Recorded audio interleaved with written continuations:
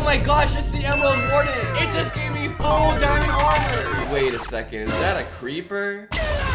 These are the funniest fake Minecraft speedruns of all time. This first speedrun begins, and at a first glance, it appears fairly normal. He's selecting the first slot of his inventory, he's in survival mode, and his hunger bar is completely full. But take a closer look at this speedrunner's crosshair. In a real Minecraft speedrun, your crosshair will always be parallel to the surrounding blocks. But in this speedrun, we can actually see that the crosshair is angled slightly to the left of this tree, which means this world generation is completely fake, and the runner has already been on this world.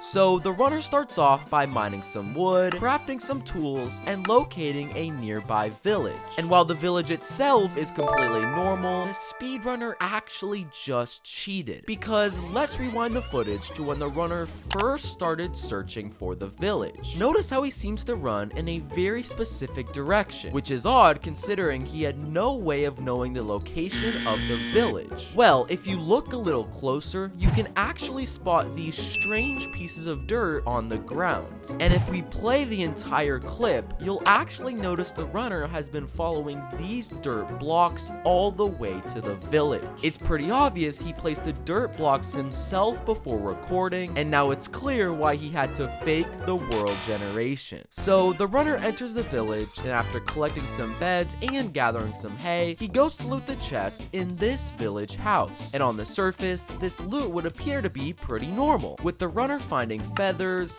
flint, and even an emerald. And to further prove his innocence, he finds the exact loot that would normally spawn in a Fletcher house, the exact house that he's located in. So what could possibly be fake about this part of the speedrun? Well, the problem comes from the biome that this village is located in, because a Fletcher house can only spawn with a chest in one specific village, a Taiga village. The problem is, if we rewind the footage, we can clearly see this isn't a Taiga village, which means the runner actually placed this chest himself off camera to gain an advantage. So after gathering his loot, the runner makes his way to a nearby ruins portal, and at a first glance, the loot in the chest seems completely normal, as all the items are ones that can naturally spawn here. But the chest is not what's fake about this part of the speedrun, because let's play this clip back in slow motion and tell me if you noticed what just happened.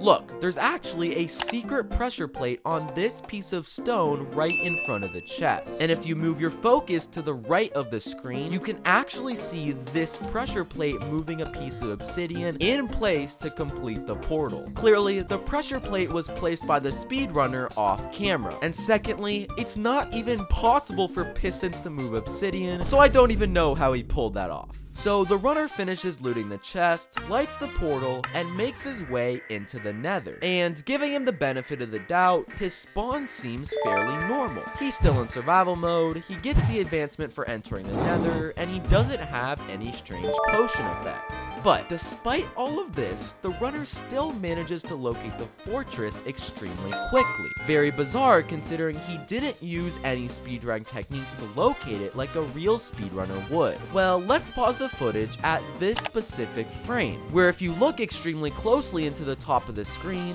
you can make out the shape of an arrow from this glowstone. And if you play the footage, notice how the speedrunner runs in the exact same direction as this glowstone arrow points. It's pretty clear he placed this himself off camera to remind him which direction the fortress was located. So the runner enters the fortress, and for the first time in the entire speedrun, he does something pretty normally, as the runner fights the blazes and starts collecting rods without any suspicious activity, until when he kills this specific blaze, he drops the Balrog?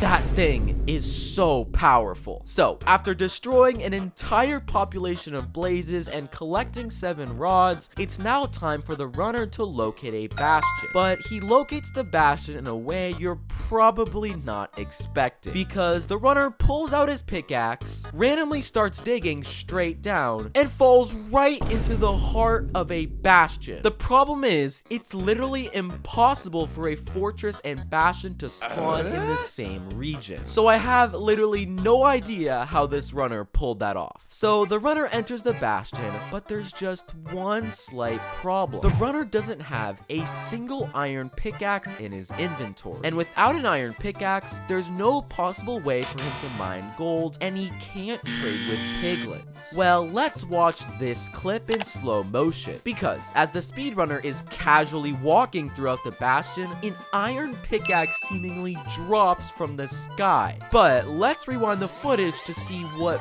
really happened. Because remember when the speedrunner used a pressure plate earlier in the run to gain an advantage? Well, if you look closely at this piece of blackstone, you can actually spot another pressure plate. And if we listen to the speedrunner's audio, we can actually hear the sound of a dropper being activated, meaning this pressure plate was placed on purpose for the runner to get an iron pickaxe, hoping we wouldn't notice. And to prove this even further, at this frame, we can actually see the exact position the dropper was located. So, using the iron pickaxe, the runner can easily collect golden ingots, and he starts making trade with the piglins. But throughout the handful of completely normal trades is a single trade that raises suspicion, which is when the runner gets this singular piece of redstone. And while it may appear innocent, it's impossible for redstone to be traded from a piglin, and this will make more sense later in the run. Now, after collecting 16 ender pearls, a normal Minecraft speedrunner would build a nether portal and head back to the overworld in hopes of locating the strongholds. The problem is, the runner doesn't have enough obsidian to build a portal, so how is he gonna get to the overworld? Well, the runner randomly decides to run to this wall and starts digging, until after only a few seconds, he stumbles across the overworld? In the nether? What am I even looking at? Well, the runner walks through, and I guess he's actually in the overworld. I'm so confused on what just happened. So once in the overworld, the speedrunner then throws his eyes of ender, using a technique known as triangulation to locate the strongholds. But if you pay close attention, you'll actually notice that the runner isn't following any of the eyes of ender he's throwing, and actually traveling in a completely different direction. Let's take a listen into his audio to figure out what's going on. Yo, Brandon, what were the coordinates for the stronghold again? I forgot, bro. Well, he's literally talking to a friend, asking him the exact coordinates for the strongholds. How is he gonna play this off? Guys, we're at the stronghold. I just used a secret technique I can't reveal. I'm pretty sure we all know his secret technique is called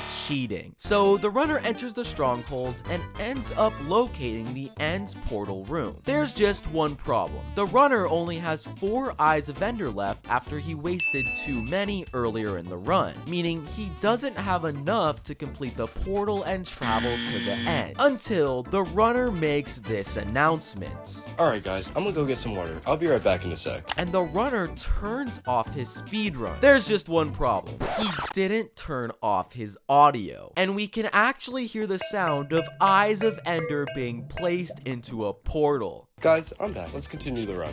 And to nobody's surprise, the portal now has 8 eyes of ender, leaving him with the perfect amount to finish the portal. So the runner enters the end, and this is where things get crazy. Do you remember when earlier in the run, the speedrunner got this piece of redstone from a piglin? Well, he uses that very piece as the last item in crafting a shrinking device. Is that even a real Minecraft item? Well, instead of shrinking the player, it actually turns him him into a giant. And he's literally as tall as the end crystals. And being this size, the fight with the ender dragon is fairly easy. This next speedrun begins with the runner spawning directly next to a desert temple. But there's something about this desert temple that's incredibly suspicious. Because look, it not only looks incredibly unnatural and way too tall, but look at this part. There's literally a gap and a giant hole underneath it.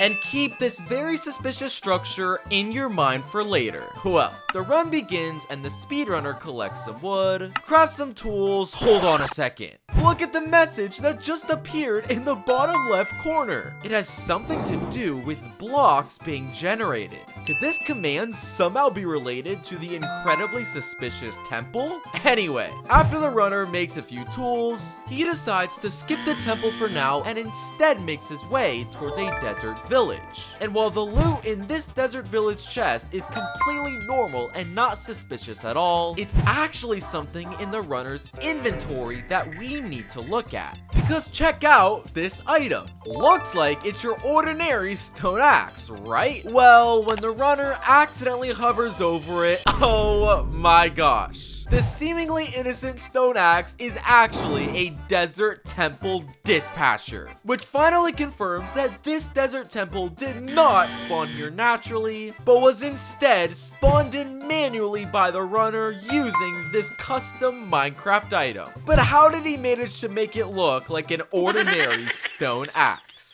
Well, the runner continues to loot the village, where he kills the iron golem and collects a couple of iron ingots. But as the runner is leaving the village, take a very good look at this specific village building. Do you notice the incredibly strange shape that appears to be dug into this wall? It looks identical to the shape of a nether portal. And while the runner is simply passing it now, make sure to remember this for later too. Well, the runner leaves the village, where he heads back towards the desert temple that he literally spawned on his own. And of course, that means that when the runner drops down into the temple, the chests have some incredibly overpowered loot. Because in just the first 3 chests, the runner manages to find enough obsidian to build his own nether portal, along with extra diamonds, emeralds, and even golden apples. But while these 3 chests are very flashy and contain some well-known good loot, the 4th chest has one item that usually doesn't seem important, but is actually incredibly powerful. And that is this singular glowing ink sac. And while this item has no value at this point in the run, make sure you remember it because it's a key detail in something that will happen later. Well, the runner grabs all of the loot from this manually spawned desert temple, but instead of using his obsidian to build a portal right here, he instead decides to run all the way back to the desert village. But why? This is wasting an incredible amount of valuable time. Well, not only does the runner head back towards the desert village, but he runs back towards this specific village structure, which we pointed out had this very strange indent on the side of the wall. Well, of course, the runner goes up towards this very wall and places in blocks of obsidian in the exact same pattern marked out by the wall. And when the runner heads in the portal and goes to spawn into the nether, wait a second. I was expecting the runner to spawn in some sort of overpowered area. By the looks of it, he spawned in a random location. What? The runner turns around and finds himself directly in front of a nether fortress and a bastion. And according to ChatGPT, these 2 structures spawning this close to each other happens only 1 in 10,000 nether spawns, which clearly means the runner not only marked out this location as a reminder on where to build his portal, but he must have searched through thousands of seeds to get something this lucky. But wait, is that what really happened? Because do you remember earlier in the speedrun when I pointed out this seemingly normal stone axe that turned out to be a desert temple spawner in disguise, which the runner used to manually spawn in this pyramid? Well, if you go back to this incredibly lucky nether spawn, let's take a good look at this portion of the screen, where you can literally see a stone axe that is somehow floating in the air. And first off, How in the world is there an item floating in the Nether? I know what you're thinking. Is another player holding this? Well, no, we haven't seen a single join message all speedrun. But secondly, I think it's obvious this stone axe is another version of the desert temple spawner, and this time, it has the power to spawn in both a fortress and a bastion. So we now know that this incredibly lucky spawn is actually completely fake and was artificially created with this stone axe. But we still haven't figured out how in the world the axe is floating, and is anyone actually holding this axe? Make sure to keep all of this in mind as it's gonna become important later in the run. Well, with two important structures literally right in front of him, I guess the runner randomly decides to enter the bastion first. And things look normal to me, as the runner collects some gold blocks, turns them into ingots, and starts looking for piglins to trade with. Hold on a second. We missed one giant detail about these two structures. Because if we rewind the footage and pause here, do you notice what we were missing? If you look closely onto this part of the bastion, you can clearly see there's a sign, and it has the number 1 on it. And if you then look closely onto this part of the fortress, there's another sign here too, this time with the number 2. Which makes me think the runner didn't just randomly choose to enter the bastion first, but instead chose the bastion because it had the number 1 on it. But why does it matter which structure the runner visits first? That will become clear very soon. Well, the runner starts to trade with the piglins in the bastion, and everything looks normal at a first glance, as the runner collects soul sand, string, and of course, a few ender pearls and pieces of obsidian. Now, while the items he's getting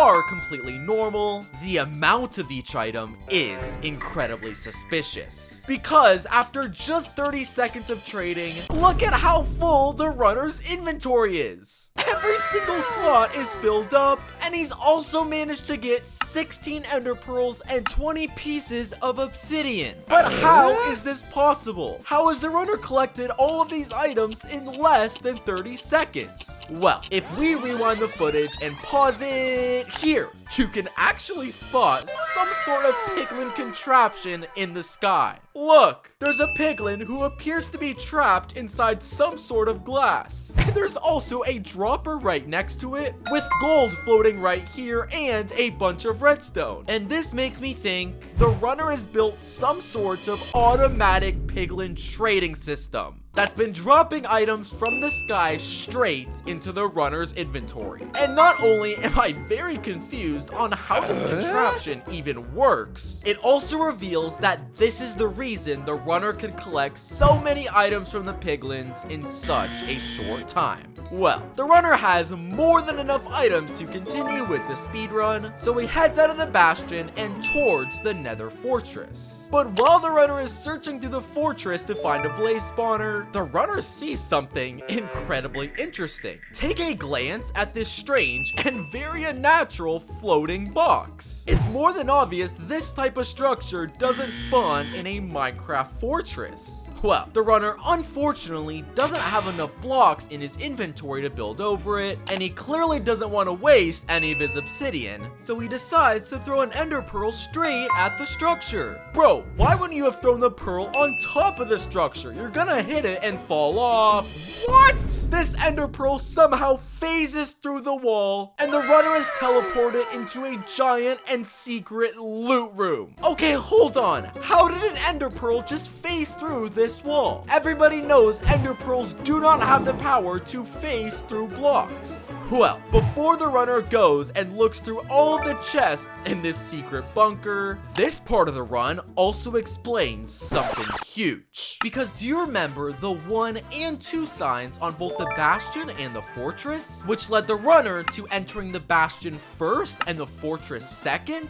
Well, it's pretty obvious the runner is the one who placed these signs, as he needed to visit the bastion first, as that's the only way he could get ender pearls. And he needed the ender pearls because without blocks, he would have had no way to make it to this secret bunker. And so, of course, when the runner opens his first chest in this bunker, oh my gosh. It's quite literally filled with an absurd and completely unnecessary amount of blaze rods, meaning the runner now has everything they need to head towards the overworld. I still want to know how in the world this overpowered bunker just spawned. Well, the runner clearly has all the items he needs to continue with the speedrun, but instead of building another portal in this room, the runner decides to pearl back towards the fortress. Very interesting. Well, once back in the fortress, the runner seems to be traveling in what looks like a very specific path. And out of nowhere, what? The runner literally just phases through this wall, which reveals another secret and unknown Nether fortress room. And let me replay that. There were no cuts or editing whatsoever. This speedrunner literally just teleported through this wall. Can someone please explain how the runner is teleporting through solid blocks? Now, while this secret room and personal Nether portal is incredibly awesome, I'm still very confused. I mean, the runner literally has 14 pieces of obsidian in their inventory, so while this room is very cool, he's clearly wasting time because he could have just built a portal on his own. Well, the runner enters the portal in this secret room where, what? I was expecting this portal to lead somewhere incredibly overpowered, but it looks like he's just spawned in a random location. Well, that's what he wants you to think. Because as the runner is seemingly searching in this area, pause the footage at this frame, where if you look closely, you can spot a singular moss carpet that's sitting on top of this grass block and clearly trying to blend in. Well, of course, the runner sees this and starts to dig down at this exact location. And after just moments of digging straight down, oh my gosh, the runner finds himself directly into a stronghold. And this explains everything. The reason the runner left the overpowered Nether bunker was to head back to the fortress, where he then phased through this wall and used this specific Nether portal as it directed the runner straight to this moss carpet. And this carpet was conveniently sitting directly above the stronghold.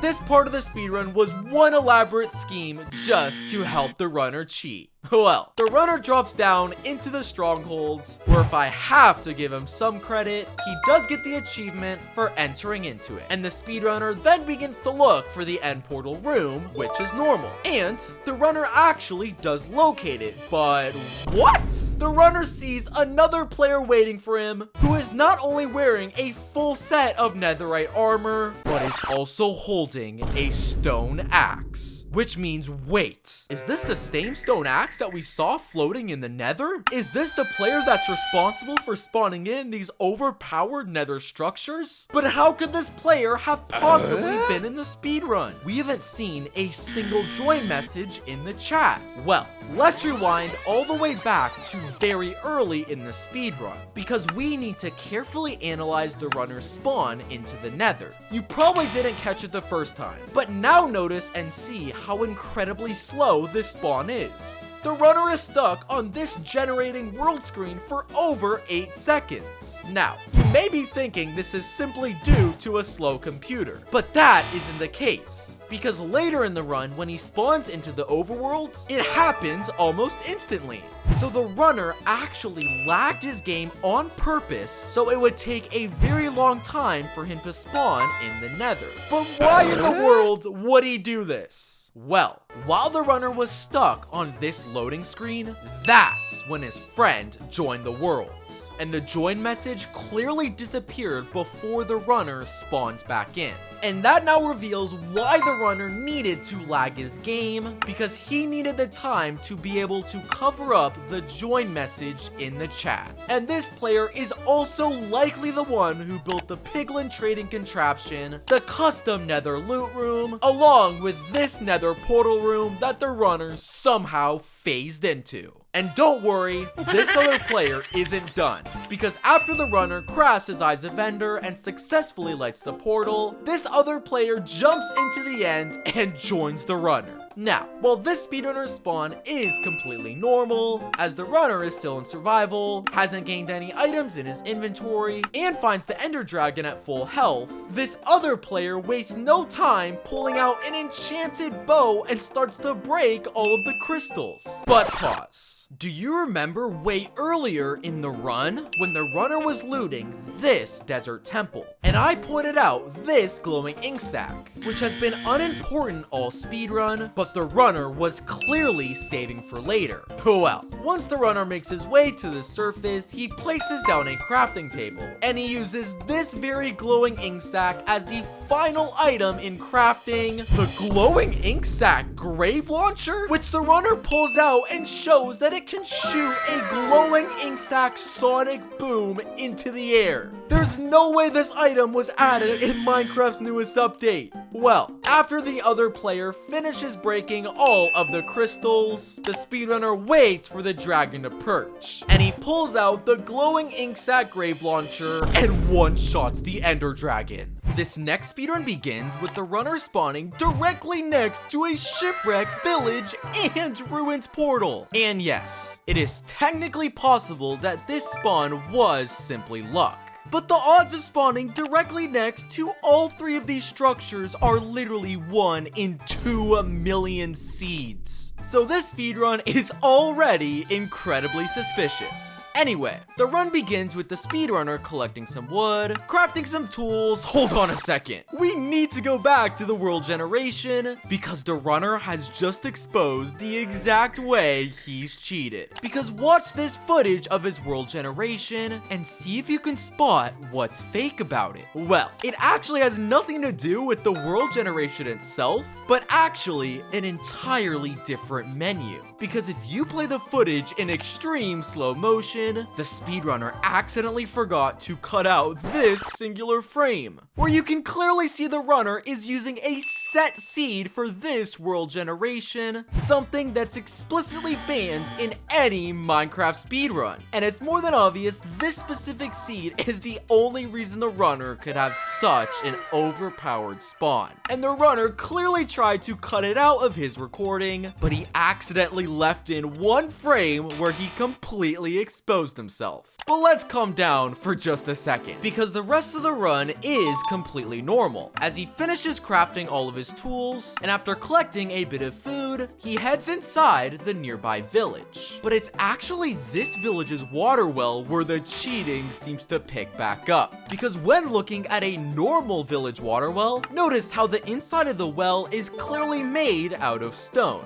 However, the water well in this speedrun has somehow managed to spawn with red nether bricks? What? Why in the world is this part of the well made out of red nether bricks? Now, this may seem like some sort of funny and random Minecraft glitch, but remember these red nether bricks as they will be crucial for later in the speedrun. Well, the runner collects some red nether bricks from the well before finally shifting his focus to the village's iron golem. But there's one detail about this iron golem that raises a ton of suspicion, because when taking a look at a normal iron golem, their eyes are clearly the color of dark red. But in this speedrun, notice how this iron golem's eyes are somehow light blue? But how is this possible? In vanilla Minecraft, an iron golem will never have eyes of this color. Well, when the speedrunner goes to kill the golem, we're given a hint as to why his eyes are blue. Because alongside dropping iron ingots, when the golem is killed, he also drops diamonds, which if you look closely, are the exact same shade of blue as the iron golem's eyes. Which means this iron golem's eyes were clearly changed and marked out by the runner as a way to remind him that he somehow manages to drop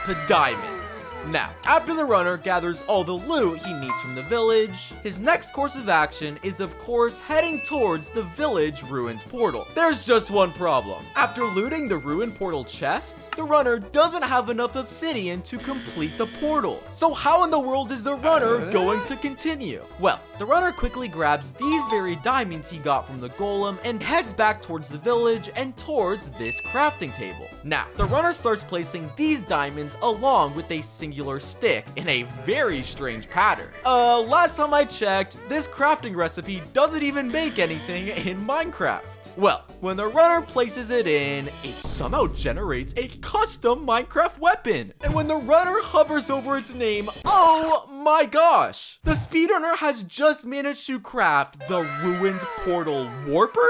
Which, first off, is clearly not anywhere near a real Minecraft item. But secondly, when the runner swings this custom Minecraft item, oh my gosh, he is indeed warped and teleported directly in front of a ruined portal. And this now explains why the runner needed to mark out this specific golem, as this golem drops special Minecraft diamonds that could craft this custom ruined portal warper, making it super easy for the runner to teleport directly to a ruined portal. And of course, when the runner goes to loot this ruined portal chest, he finds the exact amount of obsidian he needs to complete the portal. This cheating is insane. So, the speedrunner lights the portal, spawns into the Nether, where things are already off to a terrible start. Because instead of getting the Into the Nether achievement like a real speedrunner would, there is absolutely nothing in the chat when the runner spawns into the Nether. And this likely means the runner has made a cut in his recording, and his spawn into the Nether is completely fake.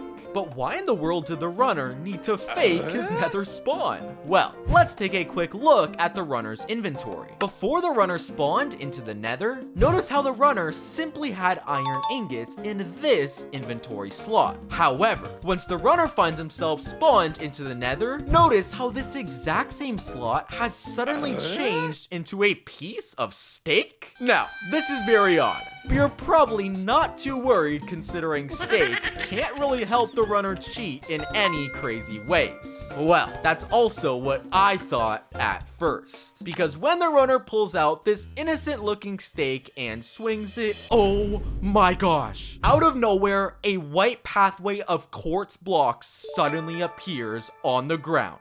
And of course, the runner starts following this very white pathway, which eventually leads him directly to a fortress. And first off, it's more than obvious the reason the runner cut his footage was so he could make sure he had this special piece of steak in his inventory. But secondly, how in the world did this steak just summon a custom Minecraft path that somehow managed to lead him directly to a fortress? This speedrunner is doing some of the wildest things that I've ever seen in a speedrun. Well, the runner finds himself directly in front of a fortress, where to his credit, he does get the achievement for entering into it. But things continue to be insane when the runner locates a nearby blaze spawner. Because at a first glance, you may be thinking this blaze spawner is completely normal and not suspicious in the slightest. However, let's rewind just a few seconds back and pause the footage, where on the wall you can see a sign with the word red nether brick in all caps, along with a strange pattern that is made out of lines. And first off, I think it's pretty obvious a sign like this doesn't spawn naturally in a nether fortress. But secondly, my first thought is that this red nether bricks has to be referring to the same red nether bricks the runner collected from the village well earlier in the run. But what in the world does this custom Minecraft shape and lines even mean? Well, the speedrunner clearly puts 2 and 2 together, and he whips out the red nether bricks, where he uses the sign as a template to build the exact shape out of these blocks. Okay, how could building a red nether brick structure possibly help the runner? Well, when the runner finishes building this structure exactly like he sees on the sign, he turns back to look at the blaze spawner and what? Every single blaze in the spawner suddenly gets killed in an instant. Which means this custom Minecraft structure that the runner just built out of red nether bricks somehow has the power to kill every single blaze in an instant. And not only am I incredibly confused on how that's even possible, but it's not only obvious the runner placed this sign as a way to remember what shape to build, but the red nether bricks in this village well were also placed by the runner so he could collect it and have it for this part of the run. But can anyone explain how building a structure out of red nether bricks has the power to kill blazes? Well, with all of the blazes dead and therefore a ton of blaze rods on the floor, the runner quickly collects them and has 24 blaze rods in just a few moments. And the runner then leaves the fortress and starts to look for a bastion. But pause. Do you remember the strange structure the runner built out of red nether bricks just a few seconds ago? Well, if we freeze the footage and look into the distance at this frame, you'll actually spot this exact same structure in the distance. But this time, it's made out of cherry planks instead of red nether bricks. And as the runner is traveling in what looks to be a very specific direction, we can spot 3 more of this exact same structure on the way. And so of course, just a few seconds after finding the last one of these structures, the runner finds himself directly in front of a bastion, which means these cherry structures were clearly there for the speedrunner to follow as a way for him to remember the exact location and path a bastion was located. And this same structure shape was also on the sign in the fortress, so the runner knew which structure to look for that would lead him to this location. Well, the runner enters the bastion, but he actually doesn't do what you're probably expecting, because unlike a real speedrunner who collects gold blocks and turns them into ingots, this runner instead decides to start mining various bastion lamps he finds throughout the structure. And this is very weird, as these lanterns quite literally provide no value at any point in the speedrun. Well, the runner must be convinced they're overpowered, because he ends up collecting 10 of these lanterns before searching for a group of piglins. But hold on, the runner hasn't collected a single piece of gold. So how in the world is he going to trade with any of the piglins? Well, the runner whips out one of his bastion lamps that he's been collecting at this part of the run and places it down in the direct middle of a group of piglins. Oh my gosh! Despite the piglins not having a single gold ingot in their hands, they start to make trades with the speedrunner. And that means placing down this bastion lantern creates some sort of energy that forces the piglins to start trading? Is this lantern like some sort of trading aura? And not only do these piglins make trades, but they make incredibly overpowered trades. Because after just 25 seconds of these piglins making trades, the runner finds himself with 16 ender pearls and 12 pieces of obsidian. But can someone explain how in the world this bastion lantern creates some sort of energy that forces the piglins to make trades, despite them not having anything in their hands? Well, after collecting all of the loot from these super overpowered piglins, the runner quickly builds his nether portal. Hold on a second. Look, the speedrunner is messed up and accidentally places a block of obsidian in the wrong spot. And because the runner doesn't have a diamond pickaxe, he quite literally has no way to get this block back and finish the portal. So how in the world is the runner supposed to make his way to the overworld? Well, despite this hilarious fail, the runner doesn't seem too worried and pulls out his flint and steel anyway. And that's when, what? The runner swings his flint and steel, which somehow manages to actually light the nether portal. Okay, just look at this portal. How in the world did the runner light it and it's not even complete? I mean, look, after building this exact same portal in my own test world, I can confirm with certainty it is 100% impossible to light it. So what special powers does this flint and steel even have? Well, the runner heads inside the incredibly goofy and somehow lit nether portal and quickly makes his way back to the overworld. But wait a second, what? If you haven't already noticed, this speedrunner has somehow managed to spawn in the exact ruins portal that he used earlier in the run. But wait, that's not even possible, because we saw the runner travel thousands of blocks in the nether, which means his spawn back into the overworld should be over 10,000 blocks away from this ruined portal. Well, with him spawning in this location, he's of course incredibly close to the position of his spawn, and therefore the shipwreck that spawned next to the village and the unfinished ruined portal. But wait, why in the world does the runner care about the shipwreck at all? His only priority right now should be to locate the position of the strongholds. Well, the runner decides to head inside the village shipwreck anyway, where instead of looting a chest like you might expect, he instead decides to dig down at this exact block. Okay, please do not tell me this shipwreck happened to spawn directly above a stronghold. Oh my gosh. The speedrunner drops down directly into a stronghold. And I have zero clue how the runner got this lucky, because not only is a stronghold generating directly under spawn one of the rarest things in all of Minecraft, but it also spawned directly under the center of a Minecraft shipwreck. This player might be one of the luckiest people on the entire globe. Well, the runner drops down into the strongholds, where he quickly starts to look for the end portal room. But I guess the runner isn't done cheating yet, because he quickly opens his menu and clicks the resource pack button. And what do you know? The runner just so happens to have a Minecraft X-ray texture pack ready to be used. And when he turns it on, he has no problem locating the exact position of the end portal. Okay, this guy went from cheating in the speedrun to straight up cheating in actual Minecraft. Well, using this incredibly overpowered texture pack, the speedrunner quite literally digs straight into the end portal room, and he quickly lights the end portal using Eyes of Ender and finds himself in the end. And thank gosh, everything appears to be normal. The runner hasn't collected any more overpowered items in his inventory, the Ender Dragon has spawned in with a full bar of health, and the runner finds himself on an obsidian platform like in any normal speedrun. But when the runner starts building towards the surface, it's a completely different story. Because you gotta be kidding me. For some reason that I don't think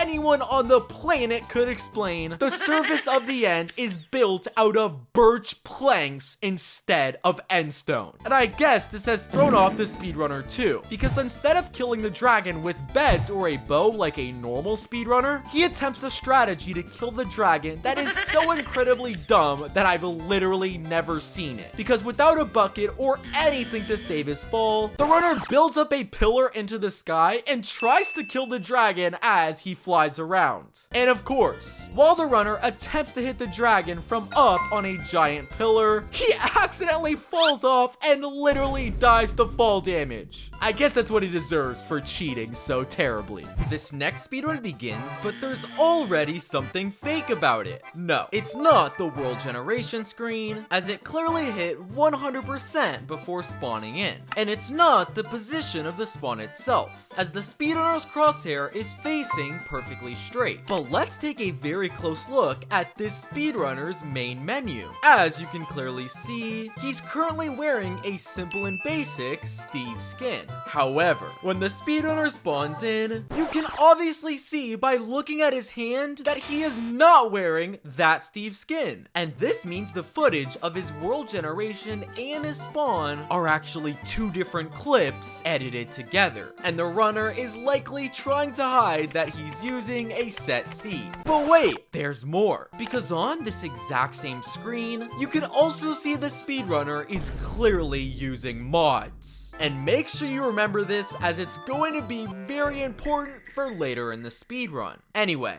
the run begins and the speedrunner collects some wood, makes a couple of stone tools, and makes his way to a ruins portal. Now, the portal itself is completely normal, as there isn't anything suspicious about this structure. And the chest looks to be normal too, as the runner doesn't find a single suspicious item inside. However, let's take a very close look at the bread in this ruined portal chest. If you look closely, you'll actually notice it forms the shape of an arrow that is clearly pointing to the right. Now, this could just be a coincidence, but after the runner loots the chest and realizes he can't light the portal just yet, the speedrunner does in fact head in the same direction this arrow was pointing. Now, I was about to let the speedrunner off the hook, assuming it was indeed a coincidence. But are you kidding me? the speedrunner just so happens to find a village in the same direction this arrow was pointing. And yes, I guess there is still a chance this is all one big misunderstanding, but you can't deny that this is very suspicious. Well, the runner enters the village, and things seem to be back to normal once again, as the runner collects a bit of hay to create bread, and he loots a couple of chests throughout the village. But what raises my suspicion is this village's iron golem, because if you've been paying attention, you'll notice this iron golem has not moved a single time for 2 minutes straight, which according to ChatGPT, the odds of a golem being still for this long is over a 1 in 1 million chance. And on top of that, when the runner goes to attack this iron golem, look, it's staying perfectly still. When in a real Minecraft speedrun, the iron golem will start chasing you immediately after getting hit. These two details make me think the runner spawned in this iron golem on his own. Well, if we rewind back to much earlier near the beginning of the speedrun, the runner accidentally opens his chat, revealing a singular command to spawn in a non-moving iron golem. But why in the world did the runner need to spawn in a personal iron golem? Well, that's because when the runner kills this golem, what in the world? This iron golem somehow drops a full stack of iron ingots along with 2 blocks of obsidian, which allows the runner to craft a full set of armor and tools. But on top of that, 2 blocks of obsidian is exactly how many he was missing from the ruins portal. And this means it's more than obvious the reason the runner spawned in his own iron golem was because he could somehow create custom loot drops and specifically drop 64 iron ingots and 2 blocks of obsidian for himself. So, he quickly heads back towards the ruins portal and finishes the structure. But right before the runner is about to enter the Nether, let's pause the footage at this exact frame. Because off in the distance, you get to spot a very suspicious quartz structure. And it's not only obvious this structure does not spawn here naturally, but remember exactly what it looks like, as it's going to be extremely important for later in the run. So, the speedrunner spawns into the Nether, where thankfully, he does get the achievement for entering. And his first order of business is locating the position of a fortress. Now, the runner actually locates one pretty quickly, and at a first glance, the fortress may look normal. But as the runner is traveling through it, this might be the world's biggest Minecraft fortress. I mean, look, as the speedrunner makes his way through, the fortress literally doesn't end and seems to be going on forever. Well, if you couldn't tell, this isn't actually the world's largest Minecraft fortress, but instead, multiple different fortresses that have somehow all spawned in the exact same area. What in the world? Now, do you remember earlier in the speedrun when I pointed out the fact that this speedrunner had mods installed? Well, while the runner is adjusting a few settings, he accidentally opens his mod menu, which reveals one of the mods he is using is called sparse structures. And after a little bit of digging online, I found out this Minecraft mod lets you edit how often a structure can spawn, meaning the only way the runner has found this many fortresses in one small area was because he used this Minecraft mod to crank up how likely they were to spawn, and that caused all of these fortresses to spawn on top of each other. Well, there are so many blaze spawners to choose from, so the runner quickly decides to head to the nearest one he can find. And no, the amount of blazes that spawn at this blaze spawner are completely normal. But what they drop is a completely different story. Because along with this blaze dropping a blaze rod, it also drops a piece of bedrock? And yes, it's obvious a blaze doesn't drop bedrock, but how in the world could it even help the speedrunner? And when the runner goes to kill the second blaze, this time it drops an emerald.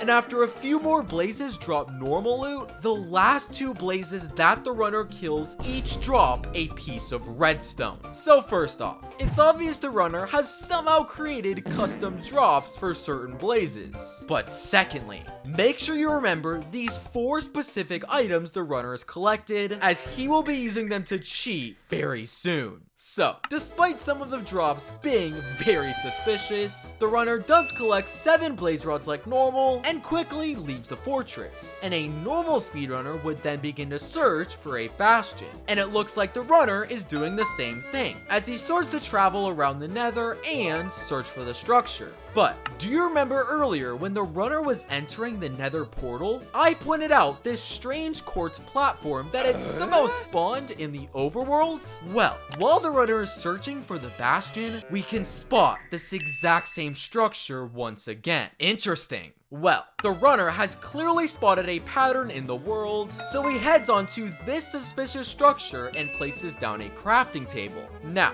do you also remember how I pointed out the specific items the runner got from the blazes? Well, he opens up this crafting table and uses these 4 items to craft a scanner? Okay, wait. Since when was a scanner an item in Minecraft? And hold on, what in the world does this scanner even scan for? Well, while the runner is standing on this quartz structure, he pulls out this weapon, and when it charges up, oh my gosh! The scanner literally starts to scan every single block in sight and immediately marks out every single piglin in the Nether. And because piglins are often located in the middle of a bastion, the speedrunner follows this massive bunch of piglins and finds the exact location a bastion is located. And I think it's obvious this quartz structure that the runner was standing on was actually a scanner platform, and the runner needed to be standing on it for his scanner to work and to locate any piglins. And now it's obvious why this structure was also in the overworld, as he likely used the same scanner platform to locate a village before he started recording. And there's no way the scanner platform or the scanner itself is real in any way.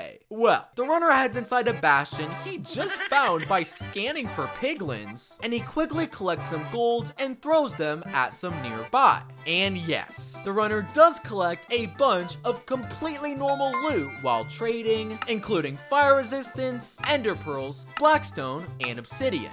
But there's just one item the runner gets that, well, isn't normal. Because what?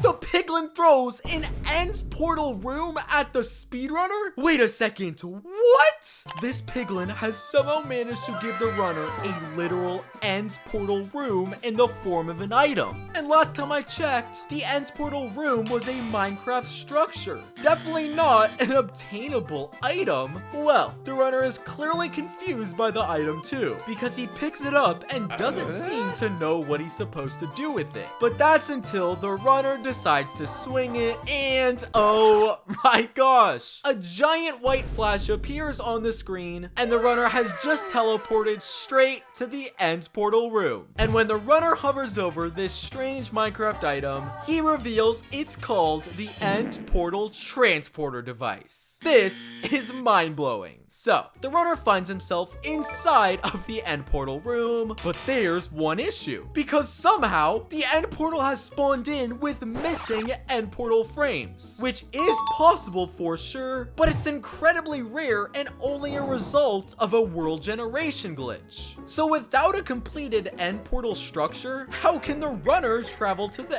end?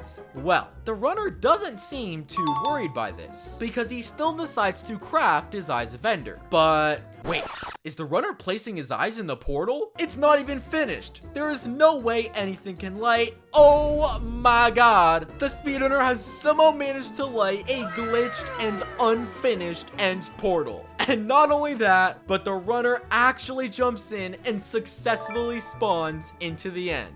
Can anyone please explain how that's possible? Well, the runner somehow finds himself in the end, where he does get the achievement for entering the dimension. But look at the Ender Dragon. Despite the runner just spawning in, it somehow already lost half its health. And on top of that, when the runner heads to the surface, notice how a few of the end crystals are actually missing. But how has the end been changed if the runner just spawned here? Well, that's when the runner turns around and sees his clone? Wait a second, did the speedrunner somehow manage to duplicate himself? His clone clone looks exactly like him. Is that possible? And wait, is this clone the one who's already been hitting the dragon and destroying some of the crystals? Well, just a few moments later, we get our answer. Because while the runner is waiting for the dragon to perch, his clone is literally flying in the air and breaking crystals. And once the ender dragon actually perches, the speedrunner's clone destroys it in a few seconds. This next speedrun begins with the runner spawning inside a desert biome. And while spawning in a desert only has a 5 to 7% chance of happening, it's definitely not impossible, so it's completely fine. And the speedrun begins with the runner heading towards this tree to collect some wood. Hold on a second. Did you just catch that? Here, look very closely at the runner's hotbar as he's moving towards this tree.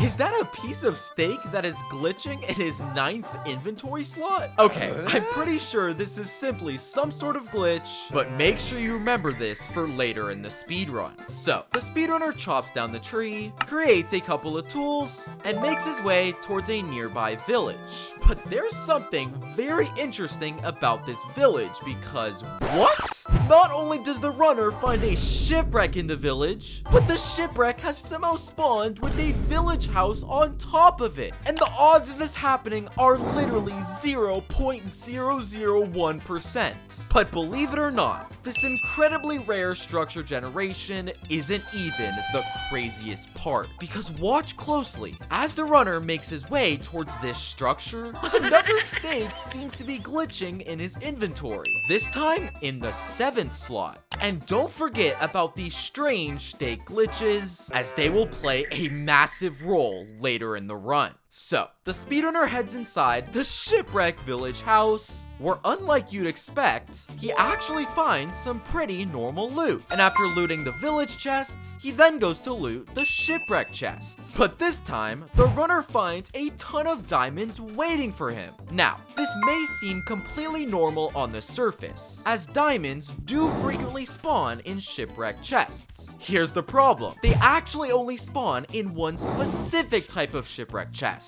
which is a treasure chest. And as we can clearly see, the type of chest in this speedrun is a supply chest. And because diamonds can't spawn in supply chests, it's pretty obvious the runner placed these diamonds himself off camera. Well, the runner uses these very diamonds to craft a few tools, and he then starts to search for a ruins portal. And at face value, it may look like the runner finds one very quickly and without any suspicious activity.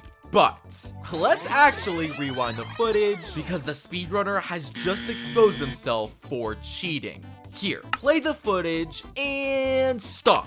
Are you kidding me? Hundreds of blocks into the sky, you can literally see 3 distinct numbers that are built out of dirt. And if it wasn't already obvious, these 3 numbers are clearly 3 specific coordinates that must be important for the speedrun.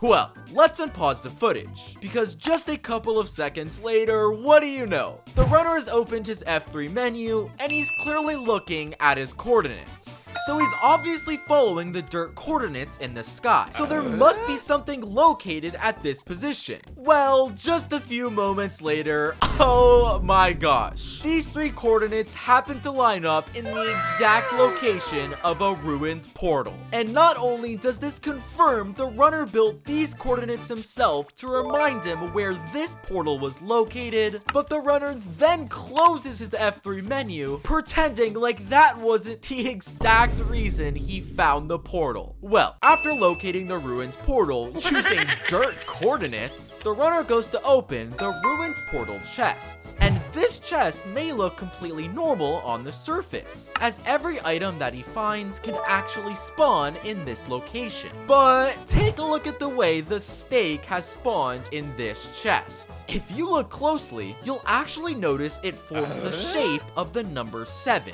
And yes, all of this stuff with steak could be one giant coincidence, but make sure you're keeping these in the back of your mind in case it means something later. So, the runner loots the chest, completes the ruined portal, where he then makes his way into the Nether. And right away, there's already a big red flag with this speedrunner spawn, because in the bottom left corner of the screen, it's pretty obvious the runner doesn't get an achievement. And that actually means the runner has been to the Nether before, likely before he started recording. But why would the runner have needed to be in the Nether early? Well, let's pause the footage at this frame and take a close look at this wall. Do you notice what's incredibly suspicious about it? Well, while these vines on the wall may look innocent, they're actually completely fake. Because if you look closely, these vines are not weeping vines that usually spawn in the Nether, but they're actually Minecraft cave vines that have had their color completely changed. And because it's impossible for cave vines to spawn in the Nether, the only possible explanation is the runner placed them himself. But why in the world would placing cave vines in the Nether possibly help the speedrun?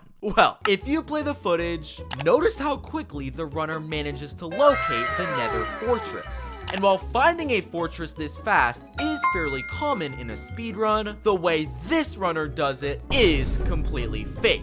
Because look, the speedrunner isn't running in a random direction at all, but rather actually following these custom colored Minecraft vines all the way to the Nether fortress. And this explains it all. The runner not only placed these vines himself as a way to lead him straight to the fortress, but he purposely changed their color to red. That way they would blend in with the wall, as he was hoping we wouldn't be able to spot them. So, after following a trail of custom Minecraft vines, the runner finds himself directly in front of a fortress. And fine, I'll give the runner a bit of credit, as he does get the achievement for entering into the fortress. But things start to get suspicious once again when the runner makes his way to the blaze spawner. Well, the first batch of blazes spawns in, and the first 4 that the runner kills appear to be normal. However, let's carefully analyze this 5th blaze, which has one incredibly weird detail which raises a ton of suspicion. And do you notice it? Well, let's zoom in and look closely at this blaze's face. On a real Minecraft blaze, each eye features 1 pixel of white and 1 pixel of brown. However, in this case, this blaze has 2 brown pixels, and there is no white to be found. Which clearly means this blaze is somehow different and special than the other 4 blazes that spawned. But what about it is special? Well, when the runner goes to kill this special blaze, oh my gosh. This singular blaze somehow manages to drop an entire stack of blaze rods. And the runner was clearly who marked the blaze with custom eyes, as it was clearly the only one who could drop a whole stack of blaze rods. This is insane. So, with a full stack of blaze rods to his name, the runner quickly leaves the fortress and makes his way towards a bastion. And it's not the locating of the bastion that raises suspicion at this part of the run, but it's actually this specific wall in the Nether that contains item frames with steak in it. What is it with this speedrun and steak? Well, not only is it very weird, but if you look closely, it's obvious these pieces of steak form the number 4. And I'm sorry, but at this point in the run, I have no idea what any of this steak means, so just remember them for later. Well, the runner finds himself in the bastion, where he does the usual. Collects gold blocks, crafts ingots, and starts making trades with some nearby piglins. But the first batch of items the runner collects must not be good enough, because he seems to be pretty angry in the chat. And I guess this anger leads the runner to try a brand new tactic, one I haven't seen, because he quickly starts to build some sort of box which he labels the Piglin Transformer, and then leads this specific piglin inside of the strange box. Why is this poor piglin getting trapped? Well, the speedrunner wastes about a minute looking for more gold and crafting even more gold ingots. But when he returns back to his building, oh my gosh! The piglin inside the Piglin Transformer has somehow gained a full set of diamond armor. And not only that, but this piglin literally gives the runner Minecraft's most overpowered items, which includes 16 ender pearls and over 20 blocks of obsidian. And I think this means that the quote-unquote piglin transformer that the runner built out of cobblestone actually has the power to turn an ordinary piglin into Minecraft's most overpowered piglin. And if anyone can explain how in the world that just happened, that would help me out. So, with a full stack of ender pearls and more than enough obsidian, the runner quickly builds a nether portal and heads back towards the overworlds. But right away, do you notice the incredibly strange message in the bottom left corner of the screen? First off, it appears to be sent by some sort of incredibly cursed entity, and all it reads is steak_3? Okay,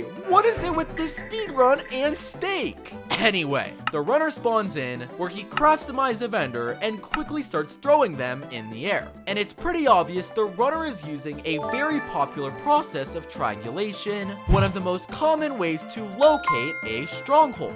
But after the runner locates the correct position and starts digging down, did you notice that? Here, I'll play this clip one more time and see if you can spot what's fake about it.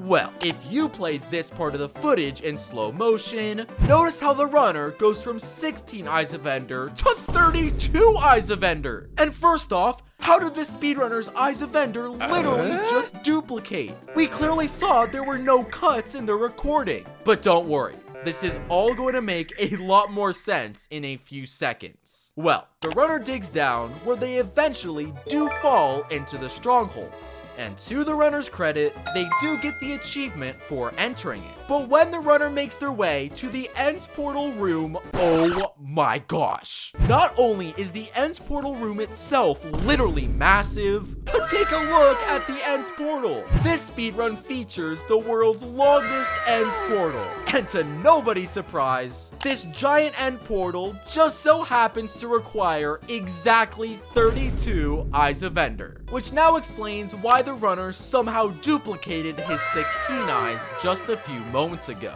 Well, the runner quickly lights this massive end portal and makes their way into the end. And his spawn may look normal at a first glance. The runner has full hearts, he gets the achievement for entering the end in the bottom left corner, and the ender dragon clearly has a full bar of health at the top of the screen. But there's just one thing. Because when the runner turns around, he's face to face with this incredibly strange looking chest. And not only is it obvious this chest does not spawn here naturally, but when the runner tries to open it, the chest appears to be locked with a password. So how in the world is the runner supposed to get whatever item is inside the chest? Well, do you remember how I've been pointing out the strange theme of steak that has appeared all speedrun? Well, first, there was a piece of steak that was glitching in the 9th slot of his inventory. Then, another piece of steak was glitching, this time in the 7th slot. After that, the runner saw pieces of steak form the shape of the number 7. And in the nether, item frames filled with steak created the number 4. And, just a few moments ago, the runner received this cursed message in the chat, which read steak_3. Well, if you take all of these numbers and put them together, you actually get a 5-digit code. So of course, when the speedrunner goes to open this locked chest, he puts in this exact combination. And not only does the chest actually unlock, but the runner finds one single item inside, which is literally called the interdimensional celestial ancient steak of the sky cow. And not only is this name hilarious, but when the runner throws it, oh my gosh, the runner has stumbled across quite possibly Minecraft's biggest steak. Well, of course, with the steak that's literally bigger than the runner himself, I think we all know that it can do some serious damage. But I didn't expect the runner to whip out this steak and one-shot the ender dragon. That was insane. This next speedrun begins when the runner spawns directly facing the wall of a mountain. But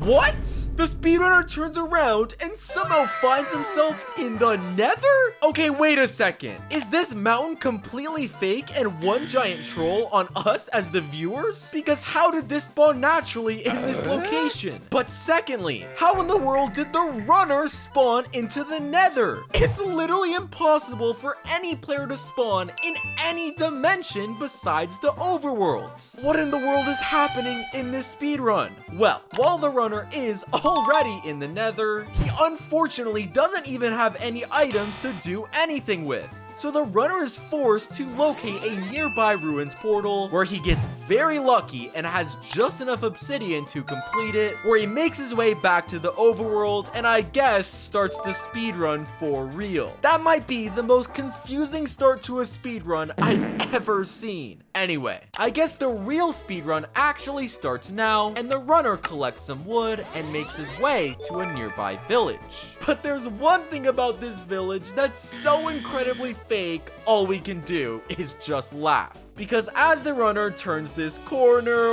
what? The speedrunner finds a village house that is made out of sponge? But not only that, because when the runner heads inside, he finds the most professional and dapper looking sponge that I've ever seen. Why in the world is there a sponge skin wearing a suit who is inside of a sponge house? And the best part is when the runner goes to open the chest, he finds an absurd amount of sponges, which just so happen to surround a singular enchanted netherite sword. Alright, what in the world is it with this speedrun and sponges? But don't worry, we're not even done yet, because after the runner collects more sponge than any player would ever need, he leaves this village house before what? The runner now sees a second village house that is half purple and half blue glazed terracotta. And inside this house is not one village chest, but around 6 or 7 fully stacked and filled village chests. And after the runner goes to open all of them, he ends up collecting a total of 52 blocks of lapis lazuli, 41 gold ingots, and an entire stack of honeycomb blocks. I'm so confused. Well, after visiting the world's most random village and collecting some of the most unlikely items in all of Minecraft, the runner then starts to search for a ruins portal. But wait a second, there's one detail about this part of the speedrun which confirms the runner is cheating. Because let's take a close look at the grass at this part of the speedrun. You'll notice a dead bush that has somehow spawned on the ground. And while a dead bush is a very normal Minecraft item that isn't overpowered at all, the problem is that it's impossible for a dead bush to spawn naturally in a plains biome. So why in the world is it here? Well, if you play the footage, the runner is following these dead bushes all the way to a ruins portal, which confirms before the runner started recording, he actually placed these dead bushes in a very specific path, so the runner could follow them and travel in the exact direction a ruins portal was located. He just got caught cheating in 4K. So, the runner makes his way to the ruins portal, where he unfortunately doesn't get lucky, because this ruin portal chest only contains 2 blocks of obsidian, which actually makes him 3 blocks short of completing the portal. But, do you remember the singular enchanted netherite sword that the runner found in the sponge village house? Well, the runner quickly pulls it out and makes his way towards this specific tree, and starts to break off a piece of wood with this sword. Okay, how could any of this possibly help the runner complete the portal? Oh my gosh. The speedrunner breaks this piece of wood and it somehow turns into a block of obsidian, which must mean the enchantment on this netherite sword has to be some sort of custom enchantment that turns any block it mines into a piece of obsidian. And of course, after the runner breaks 2 more blocks, he has more than enough obsidian to easily complete the portal and light it. But can anyone explain how in the world the speedrunner just did that? Well, with a completed and lit nether portal, the speedrun continues with the runner making his way into the nether. But this speedrunner spawn is nothing like you'd expect. Because what? The runner spawns in and finds himself facing a giant Minecraft maze? Okay, hold on. Was a nether maze a structure added in Minecraft's newest update? Well, the runner is of course intrigued by the maze, so he quickly heads to the front and enters it. But if you've learned anything about this speedrunner, you know that he's gonna cheat whenever he can. Because at a first glance, it may look like the runner is simply going through the maze and actually trying to figure it out. However, if you take a close look at certain walls in the maze, you'll actually notice that stone buttons appear in random places. And it just so happens that the runner is following the exact pathway that these buttons are leading him. And so of course, after about 1 minute of following these stone buttons in the maze, the runner easily finds himself at the exit, which happens to be straight in front of a bastion. And this may sound crazy, but my guess is the runner was actually the one to create this giant Minecraft maze. And he did this as a way to make it look like he was getting unlucky. However, the runner then cheated by placing stone buttons in the exact path of the exit to the maze, so he could easily complete it and find himself straight in front of a bastion. I don't think there's a cheater on Earth worse than this speedrunner. So, the runner enters the bastion, and thankfully, things actually look pretty normal, as the runner collects some gold ingots and starts to trade with a couple of piglins, where he's collecting completely standard and normal Minecraft loot. But it's actually not the trades that the runner gets that raises suspicion, but actually one of the piglins himself. Because let's look at this specific piglin. Am I the only one who thinks he's moving in a very strange and unnatural way? I mean, compare the movements of this piglin to your normal Minecraft piglin. Why in the world is it moving in such a weird way? Well, after the runner makes a few more trades with the piglins and starts to collect a bit of loot, that's when this happens. This piglin, who I pointed out was moving very weird, suddenly turns into the dapper Minecraft sponge. Are you kidding me? This piglin wasn't actually real, but literally just the fancy Minecraft sponge player who was using a morph mod. And of course, once this other player has accidentally revealed his true identity, there's no point in making anything look real, because he quite literally just places down a custom Minecraft chest for the runner, which of course contains sponges, but also contains all the pearls and obsidian he needs to continue with the speedrun. Who would have thought this hilarious Minecraft player would actually be helping the speedrunner cheat? Well, with more than enough pearls, obsidian, and of course sponge, the speedrunner's next order of business is searching for a nether fortress. And he quickly starts running throughout the nether in hopes of locating this structure. But let's pause the footage at this frame, because I need to point out something very important. As you can clearly see, there is not a single nether fortress anywhere in sight at this frame. Here, take as much time to look at this as you want. It is more than obvious there is no fortress in this entire area. Well, that's when this happened. What? Out of nowhere, a nether fortress spawns out of thin air. Here, I'll replay the footage. You can clearly see there are 0 cuts in the recording. And yet, a nether fortress has managed to spawn out of thin air. And I'm sorry, I wish I had an explanation for how in the world a nether fortress has just appeared. Well, the runner makes his way up to the magically spawning fortress, and if you were still skeptical on whether or not this was real, the runner does actually get the achievement for entering into it. But what happens next is so strange and so out of the blue, there's nothing I can say to explain it besides just playing the footage.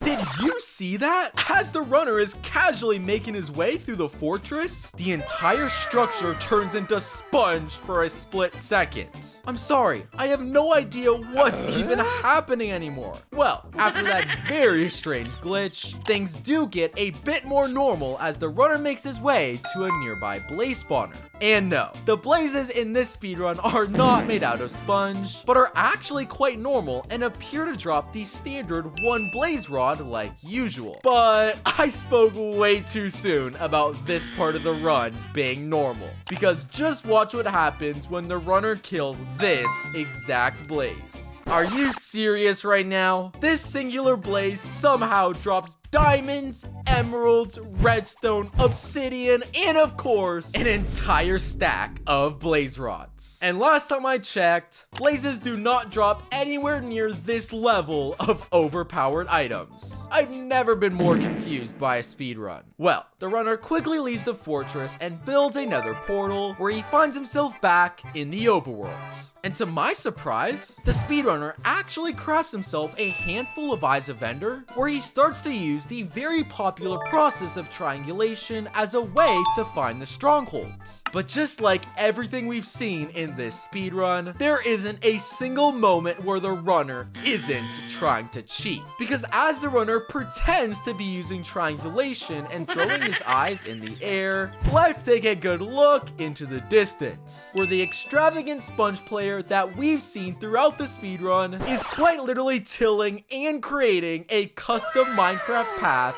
in the grass. And of course, despite the runner throwing his eyes of ender in the air, he does not follow them one bit, and instead starts to follow the exact path that was laid out by his friends. And when the path ends, the runner just so happens to want to dig down at this location. So I think we all know the stronghold is located under this very block. What? Wait, the speedrunner drops right into the ocean? I'm confused. I thought for sure that the runner's friend had just directed him straight to the stronghold.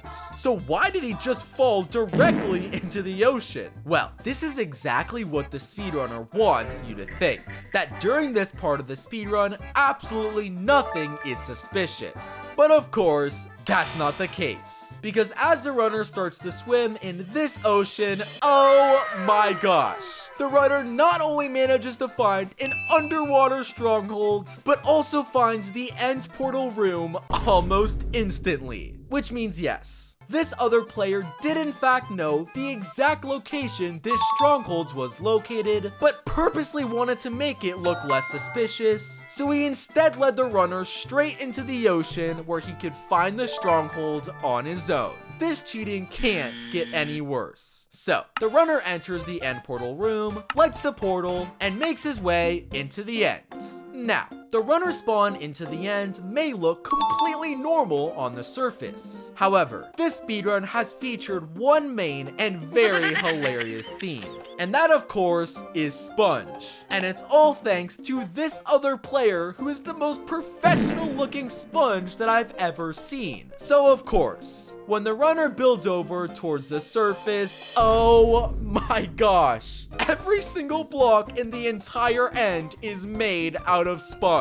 But not only is the dimension made out of sponge, but so is the ender dragon. Is a sponge ender dragon some sort of new Minecraft update? Well, of course. With everything in this dimension being made out of sponge, and the dragon itself being made out of sponge too, there's one thing in Minecraft that this sponge can absorb. And of course, that happens to be the singular item of Minecraft water. So, if the runner wants the sponge dragon to absorb the most damage possible, he needs to find some way to attack it with water. And I guess that means the most optimal way to achieve this is to craft the water wave cutter? Hold on a second. Since when was a water sword an item that was in vanilla Minecraft?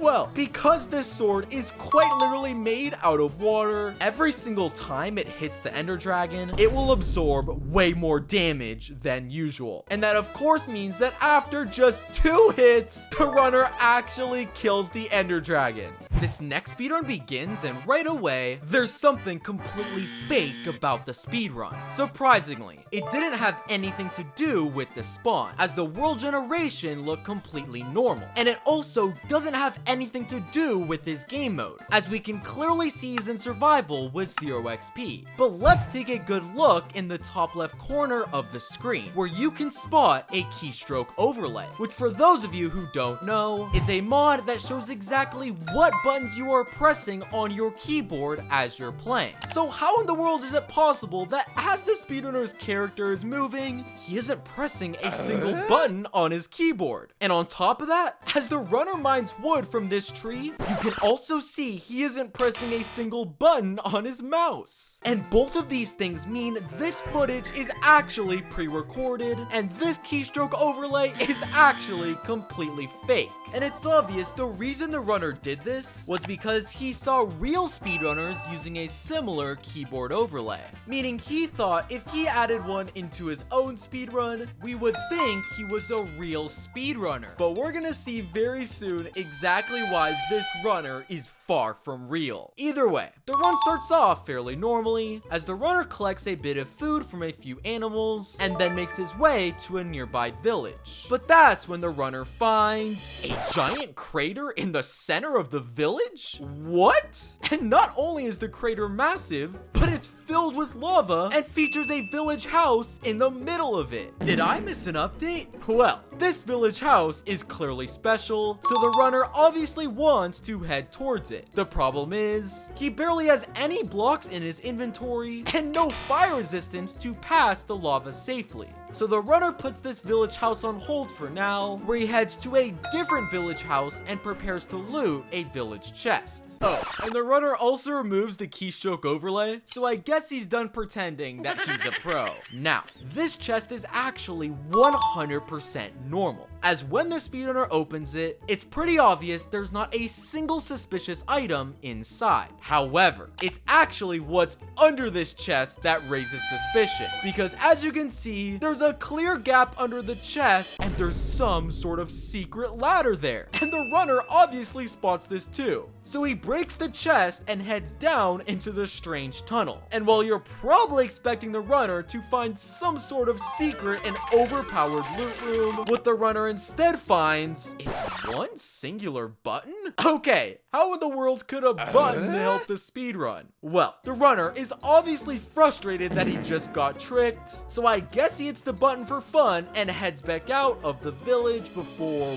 What? A giant parkour course has literally spawned in the air, and it leads directly to the village house that's surrounded by lava. And not only am I shocked on how this is possible, but it's quite clear this strange button the runner located a few seconds ago is clearly what summoned this parkour course. Well, the runner starts to do the parkour, and to his credit, he does actually complete it fairly quickly. And so, of course, the runner heads inside this village house. Oh my gosh! Despite this village house clearly being a normal size, when the runner opens the door, he has somehow managed to find himself inside the world's biggest village house. Am I missing something? There's no way this tiny village house is this giant on the inside.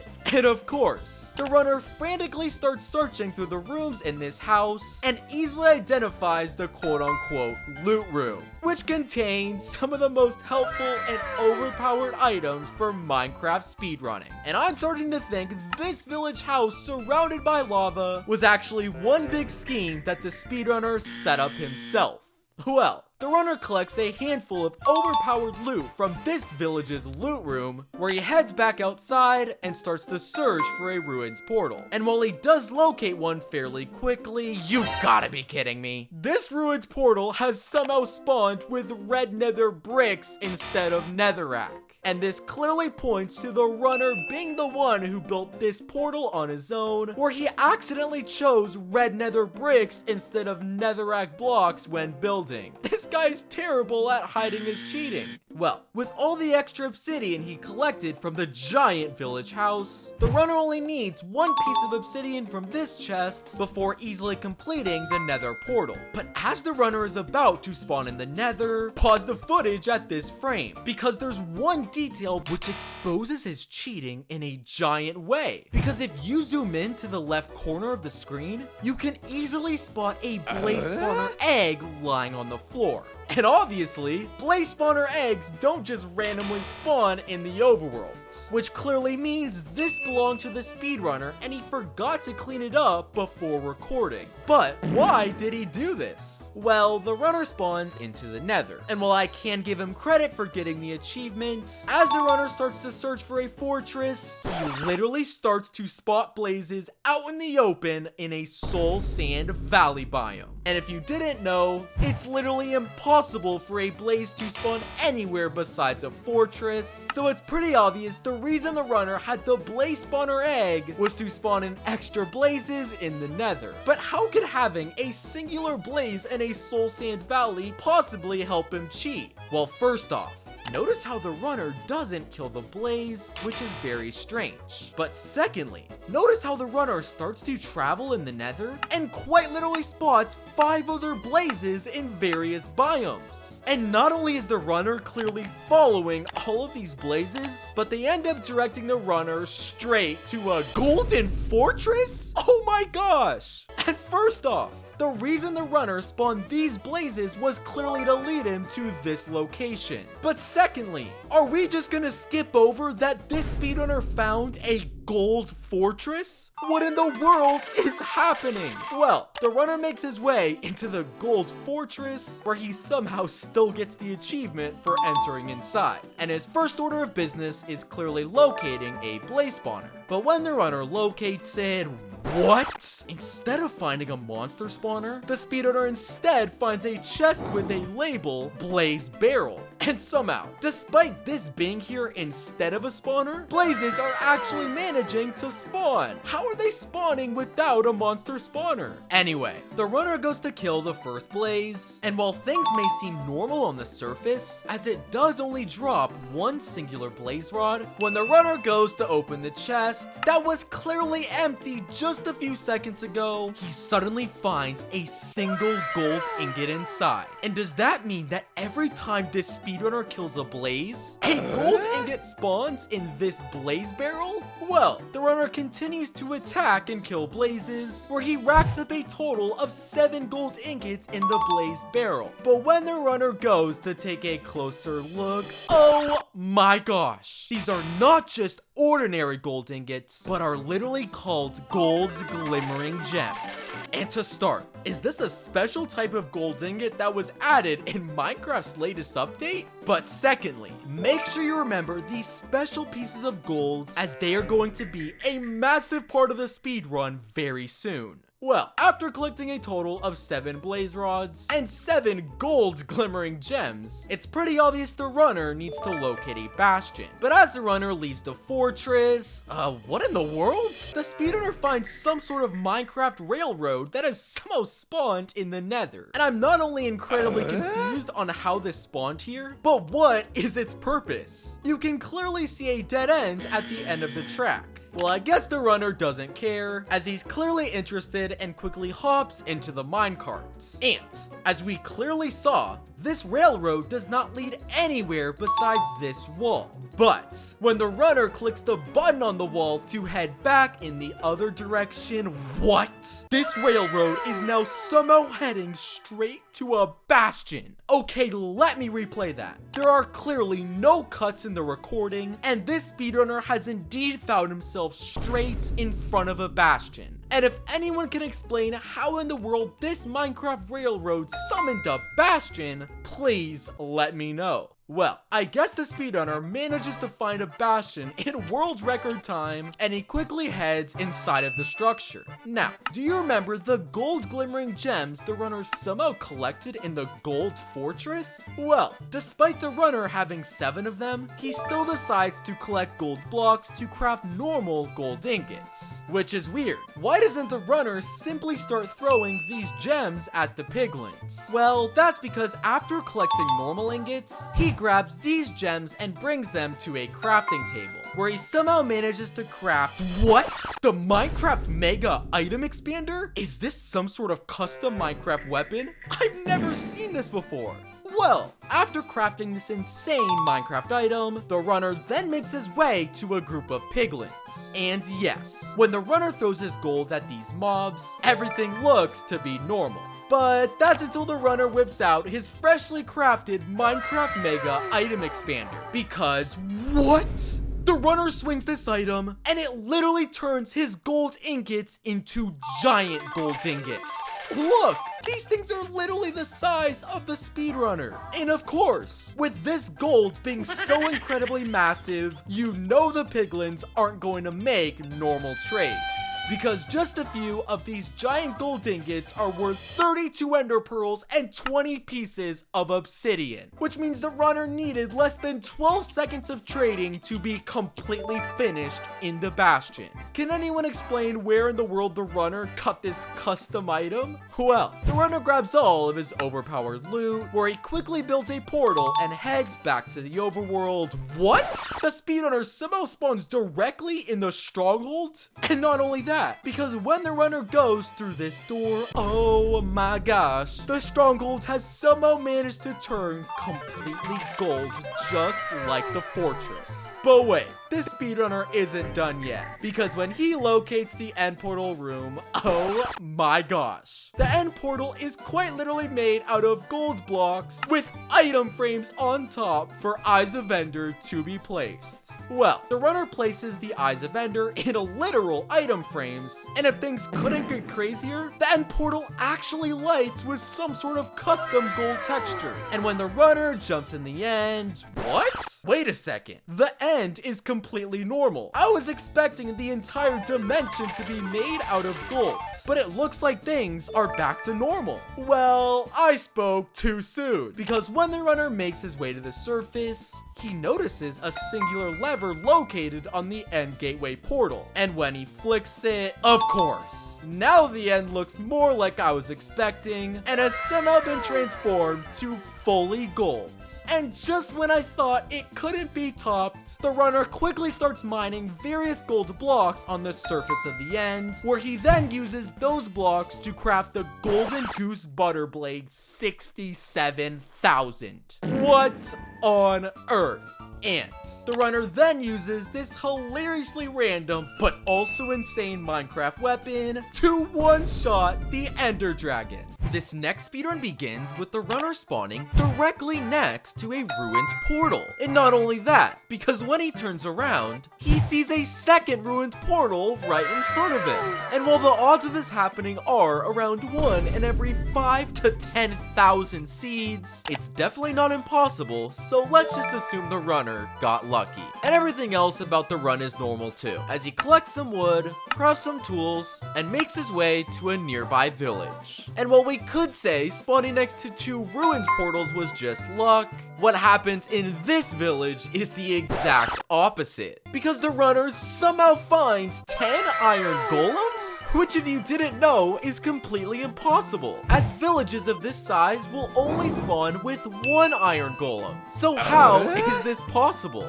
Well, while the speedrunner is collecting beds and looting various chests in the village, he accidentally reveals how he's cheated. Because let's take a look at this strange item in his inventory, which is an item that clearly doesn't spawn in vanilla Minecraft. And of course, when the runner hovers over it, he accidentally reveals this item is called the Iron Golem Initializer. And this is clearly the exact tool the runner used to spawn in 10 iron golems in the village. And he clearly did this off camera before he started recording. So, with 10 different iron golems to work with, the speedrunner ends up with over 30 iron ingots. But all these iron golems weren't just there to help the runner get extra iron, because their main purpose was actually one giant distraction. Because with so many iron golems, the speedrunner knew that viewers would simply skip past it and not pay close attention. But because I slowed down the footage, I noticed something incredibly strange happened.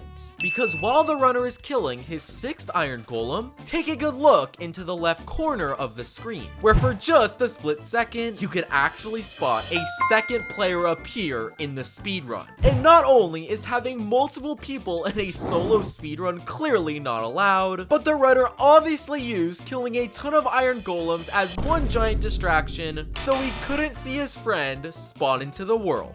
And he also decided to add a subscribe logo in the bottom left corner, as this was clearly a way to hide the join message of this other player. And keep this second player in mind, as he will become much more important later in the run. Well, with 30 iron ingots and a ton of extra loot from various village chests, the speedrunner heads back towards his spawn. And while this ruins portal doesn't have enough obsidian to be lit, the second ruined portal actually does, along with a piece of flint, making it easy for the runner to craft flint and steel. But let me play this footage of the speedrunner lighting the portal, and I want you to tell me what's suspicious about it.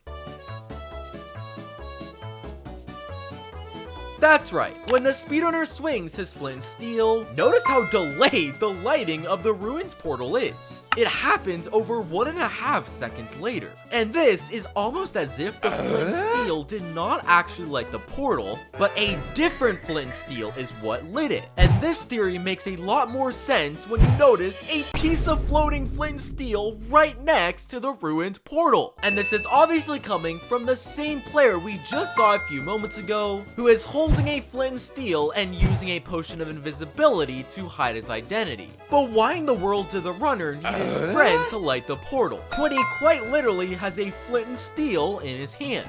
Well, after the runner spawns into the Nether, he pulls out the flint and steel, and when he swings it this time, oh my gosh, it suddenly summons some sort of custom Minecraft menu that tells the runner the exact location of a fortress, which actually means this isn't a real flint and steel, but it's actually some sort of Nether fortress locator. And it's now pretty obvious why the runner needed his friend to light the portal, because his piece of flint and steel actually wasn't real, and simply a cover-up for it being an overpowered fortress locator. Well, with directions leading straight to a fortress, it's very easy for the runner to follow them and quickly enter inside. And while he does get the achievement for entering it, that's about the last real thing that happens during this part of the run. Because just watch this short clip, and I want you to figure out what's fake about it.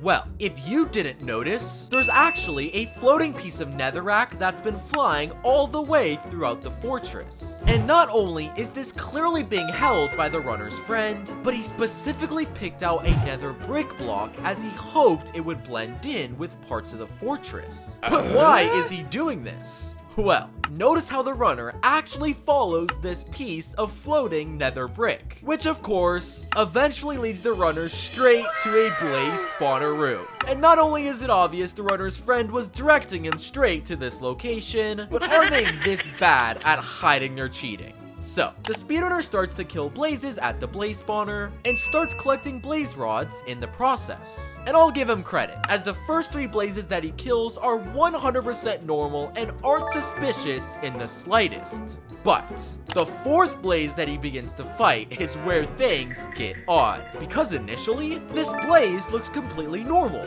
However, the speedrunner turns around for a quick moment to check something in his inventory, and when he turns back, what? This blaze has completely transformed and appears to be some sort of ender pearl blaze. Was this new blaze added in the newest update? Well, the runner starts to attack this insane looking blaze. And when he kills it, of course, not only does he drop blaze rods, but also drops 4 ender pearls for the speedrunner. And I'm sorry, but I have no clue how in the world an ender pearl blaze just spawned.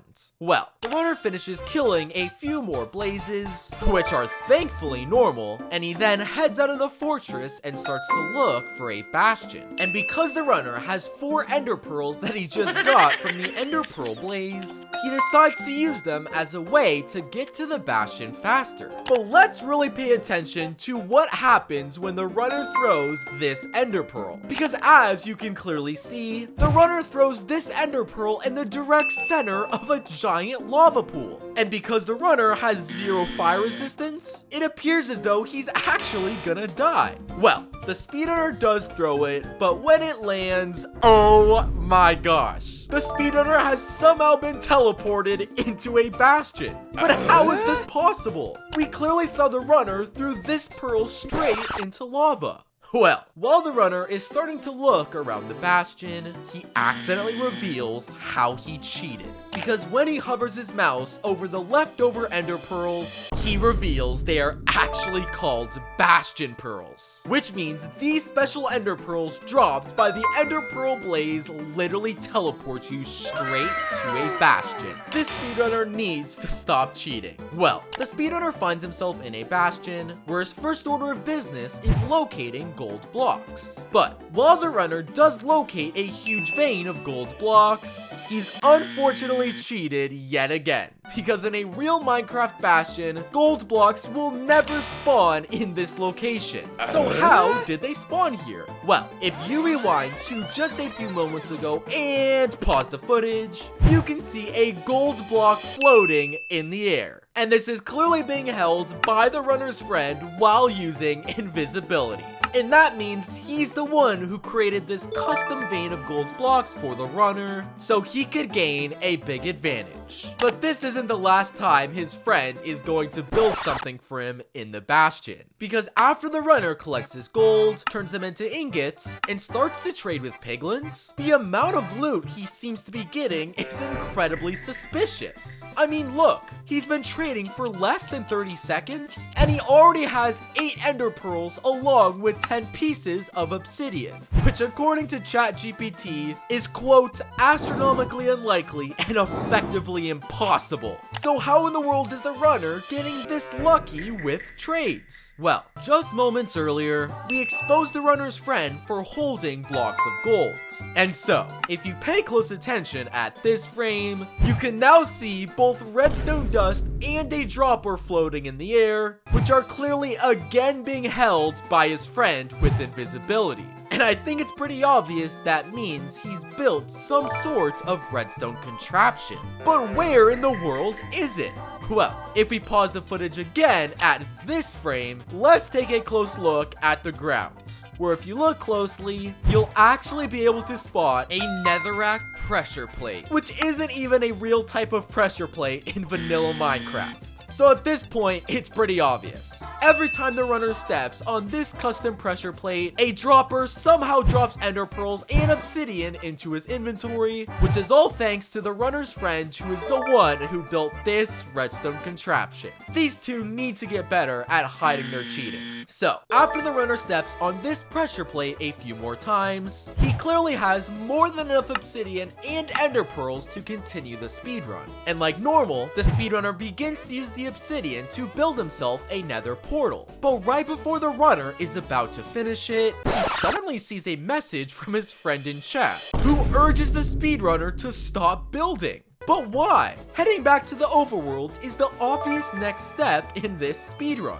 Well, I guess the runner's friend doesn't even care about hiding anymore because he gets rid of his invisibility and starts directing the runner straight out of the bastion, where he eventually leads the runner to some sort of specific area. But why in the world did the runner's friend stop him from building a portal and then direct him to this random location? Well, if you look closely at the floor, notice how strange this lava looks. It appears as though it's in the shape of a nether portal laying on the ground. Well, the speedrunner is clearly interested too, because when he goes to remove every single bit of lava, oh my gosh. The speedrunner reveals a hidden and secret nether portal that is literally facing down on its side. And because this clearly doesn't spawn here naturally, it's obvious the runner's friend is who built it. But wait. How is this gonna help the runner? Because look, it's not even possible to light a horizontal nether portal. Well, the speedrunner removes the blocks in the middle, and after crafting a brand new flint and steel, considering this one is a fortress locator, the speedrunner goes to use it. Oh my gosh! The speedrunner somehow manages to light a horizontal nether portal. But not only that, because when the runner jumps in and spawns, oh my gosh! This horizontal horizontal nether portal leads the runners straight into the strongholds. And now it makes sense as to why the runner's friend urged him to not build his own nether portal, as he had secretly built one underground that traveled straight to a stronghold. Well, the runner spawns in, where he quickly locates the end portal room, and he then quickly lights the portal and spawns into the end. But what happens next in the end raises a ton of suspicion. Because look, as the runner is simply climbing up towards the surface, the Ender Dragon is somehow losing small amounts of health. But how? The speedrunner is clearly nowhere near him. Well, if you take a look at this section of the end, oh my gosh. You can clearly spot the speedrunner's friend, who is now wearing an end stone skin. And moments later, you can see him pull out a bow, which he then starts using to shoot at the dragon. And now it's obvious that he was the one doing damage to the dragon just a few moments ago. And while blending in with the background and shooting his bow, he gets the dragon down to a sliver of health before what? The runner's friend pulls out a netherite sword and charges straight at the speedrunner, eventually killing him. That was insane. This next speedrun begins with the runner spawning directly next to a savannah village. And right off the bat, there's already something fake about the speedrun. No, it isn't the village, as it appears to be completely normal. And it's not his world generation either, as that looked completely normal too. But let's take a very close look at the bottom left corner of the screen, where if you look carefully, you'll notice that one block looks slightly different from the rest. This is a green concrete powder block, a block that clearly can't spawn in a savannah biome, which means the runner actually placed this block himself off camera, and it's going to become extremely important later in the run. So, the speedrun begins with the runner collecting some wood, crafting himself a few tools, and heading inside the savannah village. But hold on a second, did you just catch that? Watch, as the runner is entering the village, a second iron golem spawns out of nowhere. Now, it's obviously not impossible for two iron golems to be in one single village, so you're probably thinking this is completely normal. However, iron golems will always spawn in villages before a player enters the world, meaning this iron golem who spawns in after the runner has already been playing is clearly completely fake. So how in the world did it magically spawn here? Well, after the runner collects a few beds and loots some chests, he accidentally reveals how he just cheated, because he accidentally opens his chat for a brief second, which reveals one of the weirdest looking commands I've ever seen. Does anyone watching this video have any idea what any of this gibberish means? Well, while this command looks completely random and impossible to figure out, there's actually one hint that reveals what it does. Because let's look at this part of the command, 1048 underscore ticks. If you didn't know, 1 second in real life equals 20 ticks in Minecraft, which would mean 1048 ticks is exactly 52.4 seconds in real life. Well, let's go ahead and replay the footage of the golem spawning in and stop. At the exact moment the iron golem spawns in, the speedrun timer reads exactly 52.4 seconds. And this means this crazy random and incredibly complicated Minecraft command has the sole purpose of spawning in an iron golem at exactly 52.4 seconds. And the speedrunner is clearly the one who typed in this command, as he knew having two iron golems in a speedrun is a huge advantage. And the funniest part is the speedrunner just so happens to remove his timer moments after this happens, as he likely realized he might have exposed how he cheated. Well, with two iron golems in one village, the speedrunner is able to collect a total of 6 iron ingots. And that is very important, as it means he has enough for both flint and steel and an iron bucket. But before the runner starts to look for a lava pool like a real speedrunner would, let's take one last look at something very interesting in this village. Because on the wall of this village house, notice this singular sign that has a series of dashes and underscores on it.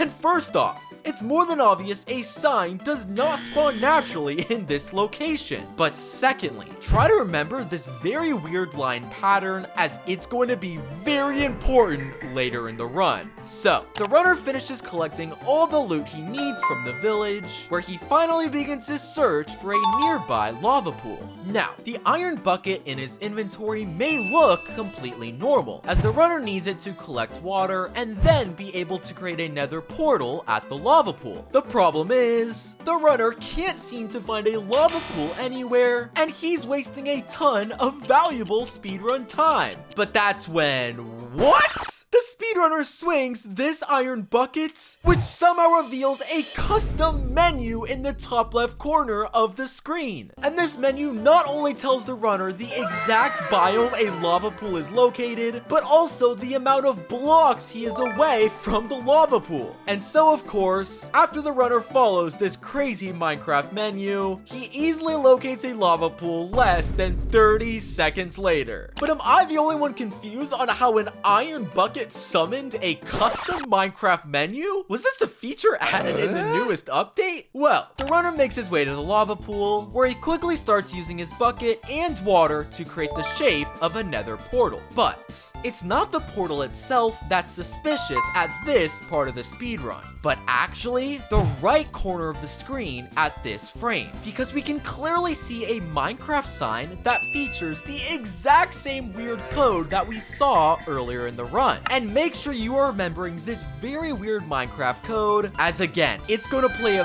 massive role later in the speedrun. So, the runner makes his way into the nether, where if I have to give him credit, he does get the achievement for entering it in the bottom left corner. And on top of that, when the runner locates a nearby fortress, he also gets the achievement for entering that too. However, all of the normal stuff that's happening flies out the window when the runner makes his way to this blaze spawner. Because when the runner goes to kill this blaze, what?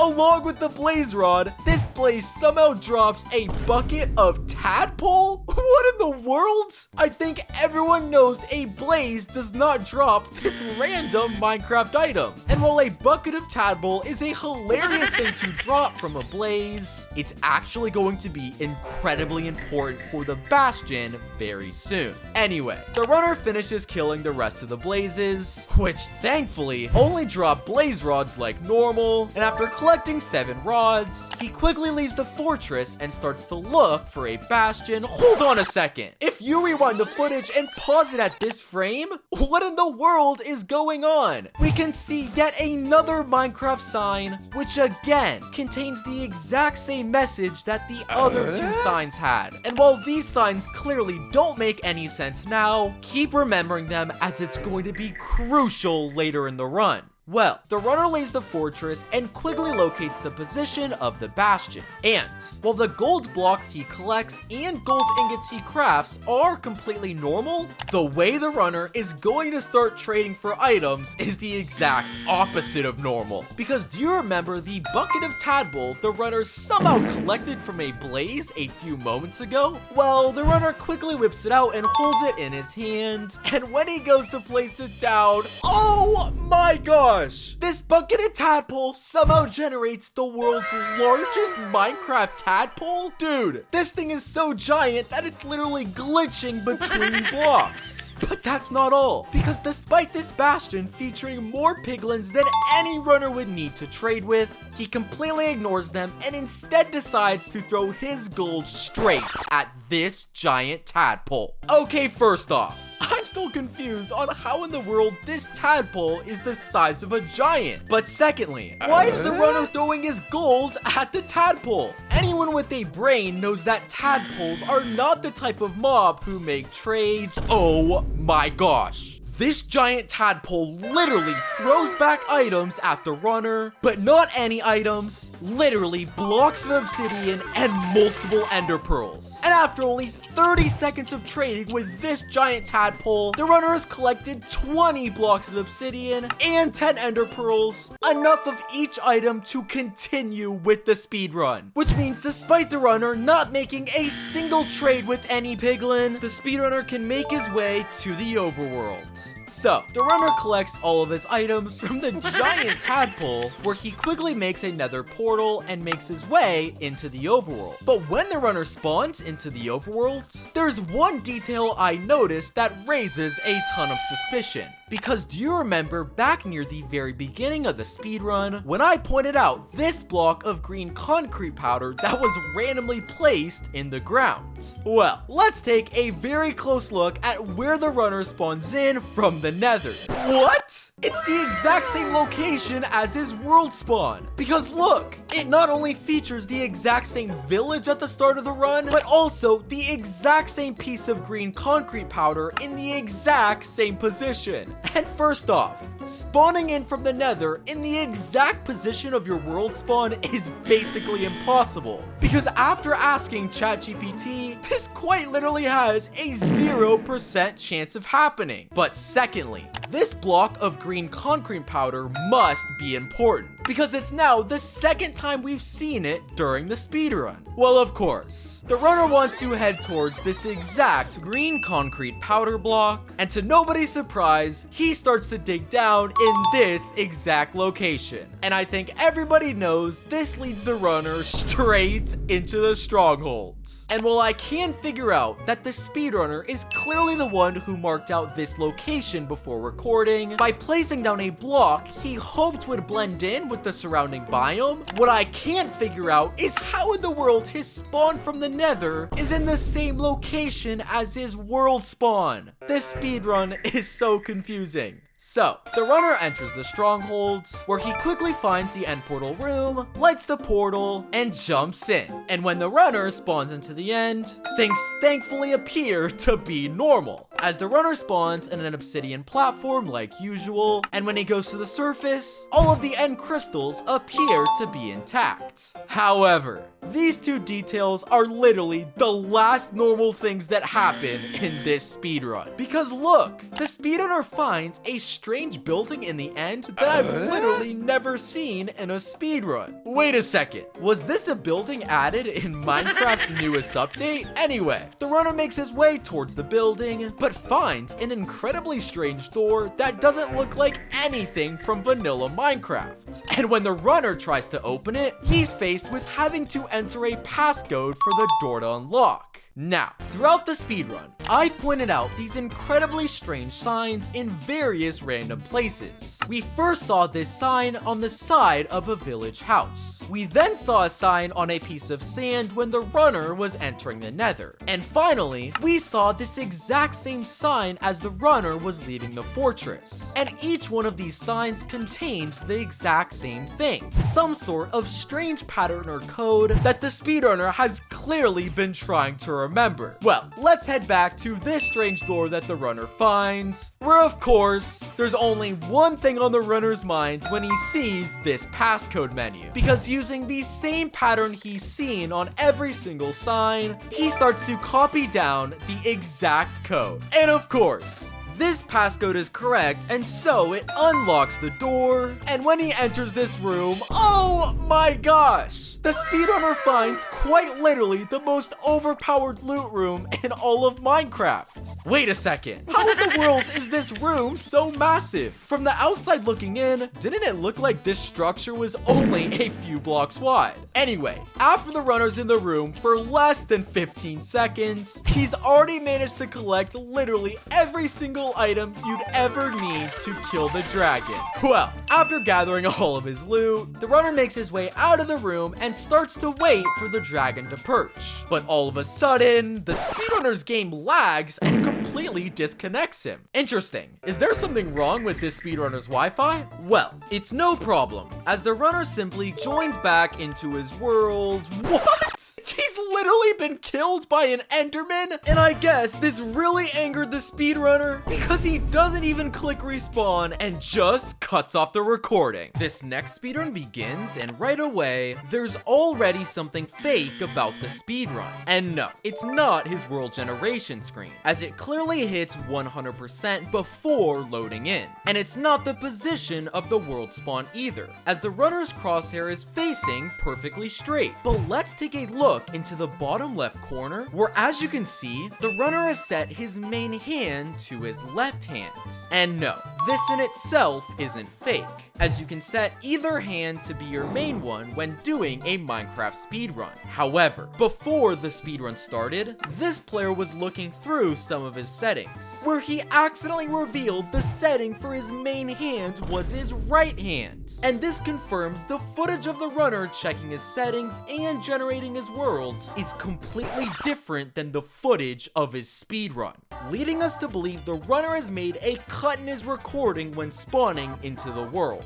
And that means it's entirely possible this seed is actually a set seed, and the runner must have realized his mistake because he immediately switches his hand back to his right before beginning. Keep all of this in mind, as it's going to play a massive role later in the run. So the speedrun begins and the runner collects some wood, crafts a few tools, and heads towards a nearby shipwreck. What? By some miracle, this shipwreck the runner locates has spawned completely upside down. Is that even possible? And on top of that, the speedrunner finds a very suspicious chest that has somehow spawned outside of the shipwreck itself, which if you didn't know, is completely impossible, as all Minecraft shipwreck chests obviously spawn in the shipwreck.